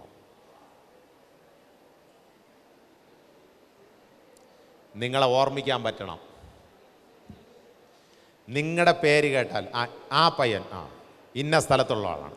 ഇനി ആ സ്ഥലത്തിൻ്റെ പേര് കേട്ടാൽ അവിടെ ഇങ്ങനെ ഒരു പയ്യൻ ജീവിച്ചിരുന്നുവെന്ന് ഒരു 50 വർഷം കഴിഞ്ഞ് കൊച്ചു പിള്ളേർ പാട്ടും പാടി നടക്കുമ്പോൾ ഇവിടെ ഇരിക്കുന്ന 13, 14, 15, 16 വയസ്സായ നിങ്ങളെ ഓരോരുത്തരെയും ഓർക്കണമെങ്കിൽ നിങ്ങൾ ശരിയായ സക്സസ്സിലെത്തണം. നിങ്ങളെ കൊണ്ട് വിചാരിച്ചാൽ സാധിക്കും. ഞാൻ ഈ പറഞ്ഞ പാർട്ടികളൊക്കെ ഉണ്ടല്ലോ, അവരൊക്കെ ഭയങ്കര പണക്കാരുടെ മക്കളായതുകൊണ്ടല്ല അവരെയൊക്കെ നമ്മൾ ഓർക്കുന്നത്. ക്ലാസ്സിൽ നിന്നും പുറത്താക്കപ്പെട്ട, ഫീസ് കൊടുക്കാനില്ലാത്ത പുറത്താക്കപ്പെട്ട ഒരു 13 വയസ്സുകാരൻ അനേക വർഷങ്ങൾ കഴിഞ്ഞിട്ട് അതേ സ്കൂള് കടത്തിലായി, സ്കൂള് വിൽക്കാൻ പോകുന്നു എന്നറിഞ്ഞപ്പോൾ ഈ 13 വയസ്സുകാരൻ വളർന്ന് വലുതായി ലോകചരിത്രത്തെ സ്വാധീനിച്ചിട്ട് അവസാനം ഇദ്ദേഹം ഈ സ്കൂള്, താൻ പഠിച്ച സ്കൂള്, തന്നെ പുറത്താക്കിയ സ്കൂള്, ഫീസില്ല എന്ന് പറഞ്ഞ് പുറത്താക്കിയ ആ സ്കൂള് കടത്തിലായി, ആ സ്കൂള് വിൽക്കാൻ പോകുന്നു എന്ന് കേട്ടപ്പോൾ ഇദ്ദേഹത്തിൻ്റെ ആ സ്വാധീനം കൊണ്ട് ഇദ്ദേഹം ആ സ്കൂളിനെ വിലയ്ക്ക് വാങ്ങിച്ചു. ഒടുവിൽ അവസാനം ഈ സ്കൂള് കാണാനായിട്ട് ഇദ്ദേഹം ഫ്ലൈറ്റിൽ വന്നിറങ്ങുമ്പോൾ ഫ്ലൈറ്റിൻ്റെ ആ ചെറിയ ആ വിൻഡോയിലൂടെ നോക്കിയപ്പോൾ ആ എയർപോർട്ടിൻ്റെ തന്നെ പേര് മാറ്റി എഴുതിയിരിക്കുന്നു. അതാണ് ക്രിസ്ത്യാനോ റൊണാൾഡോ. ഒരൊറ്റ മനുഷ്യൻ വിചാരിച്ചാൽ പല മാറ്റങ്ങൾ സംഭവിക്കും. നിങ്ങൾ വിചാരിച്ചാൽ പല മാറ്റങ്ങൾ സംഭവിക്കും. ചില വർഷങ്ങൾ കഴിഞ്ഞ് ഈ സ്കൂളിൽ പഠിക്കാൻ വരുന്ന പിള്ളേർ നിങ്ങളെക്കുറിച്ച് ഓർത്തിട്ട് പറയണം, ഇങ്ങനൊരു ചേച്ചി ഈ സ്കൂളിൽ പഠിച്ചിരുന്നു, ഇങ്ങനെ ഒരു ചേട്ടൻ ഈ സ്കൂളിൽ പഠിച്ചിരുന്നു, ഇന്ന് അദ്ദേഹം IAS കാരനാണ്, ഇന്ന് അദ്ദേഹം IPS കാരനാണ്, ഇന്ന് അദ്ദേഹം ഇന്ത്യയെ സ്വാധീനിക്കുന്ന മഹാനാണെന്ന് പറയാൻ ഇടയാകണമെങ്കിൽ you have to start from now. നിങ്ങൾ ഇന്ന് മുതൽ തുടങ്ങണം. അപ്പോൾ എന്തായാലും സമൂഹത്തെ സ്വാധീനിക്കുന്ന നല്ല കുഞ്ഞുങ്ങളായിട്ട് തീരാൻ നിങ്ങളെല്ലാവരെയും ദൈവം സഹായിക്കട്ടെ എന്ന് ആത്മാർത്ഥമായി പ്രാർത്ഥിക്കുകയും ആഗ്രഹിക്കുകയും ചെയ്തുകൊണ്ട് നിങ്ങളുടെ ഭാവിയിൽ ചില ഉയർന്ന മേഖലകളിൽ നിങ്ങൾ എത്താനിടയാകട്ടെ. നിങ്ങളുടെ പാരൻസിന് നന്ദിയുള്ളവരായിരിക്കുക, അഭിനന്ദിക്കുക, അവർ പറയുന്നത് അനുസരിക്കുക. നിങ്ങളുടെ അധ്യാപകർക്ക് നന്ദിയുള്ളവരായിരിക്കുക, അവരെ അനുസരിക്കുക. നിങ്ങൾ തീർച്ചയായിട്ടും നല്ല നിലകളിലേക്ക് എത്തും. അതിനായിട്ട് ഈശ്വരൻ നിങ്ങളെ സഹായിക്കട്ടെ. ഇങ്ങനെ ഒരു അവസരത്തിൽ ഈ സ്കൂളിലേക്ക് വരാനും ഈ സ്കൂളിൽ വന്ന് നിങ്ങളോട് കുറച്ച് സമയം ചെലവഴിക്കാനും ഇതിനെന്നെ ക്ഷണിച്ച ഇതിൻ്റെ പിന്നിലെ സംഘാടകർക്ക് പ്രത്യേകിച്ചും ഞാനേറെ ബഹുമാനിക്കുന്ന ബിനു സാറിനും എൻ്റെ നന്ദി അറിയിച്ചു കൊള്ളുന്നു. മാനേജ്മെൻറ്റിന് എൻ്റെ നന്ദി അറിയിക്കുന്നു. നന്ദി, നമസ്കാരം, താങ്ക് യു.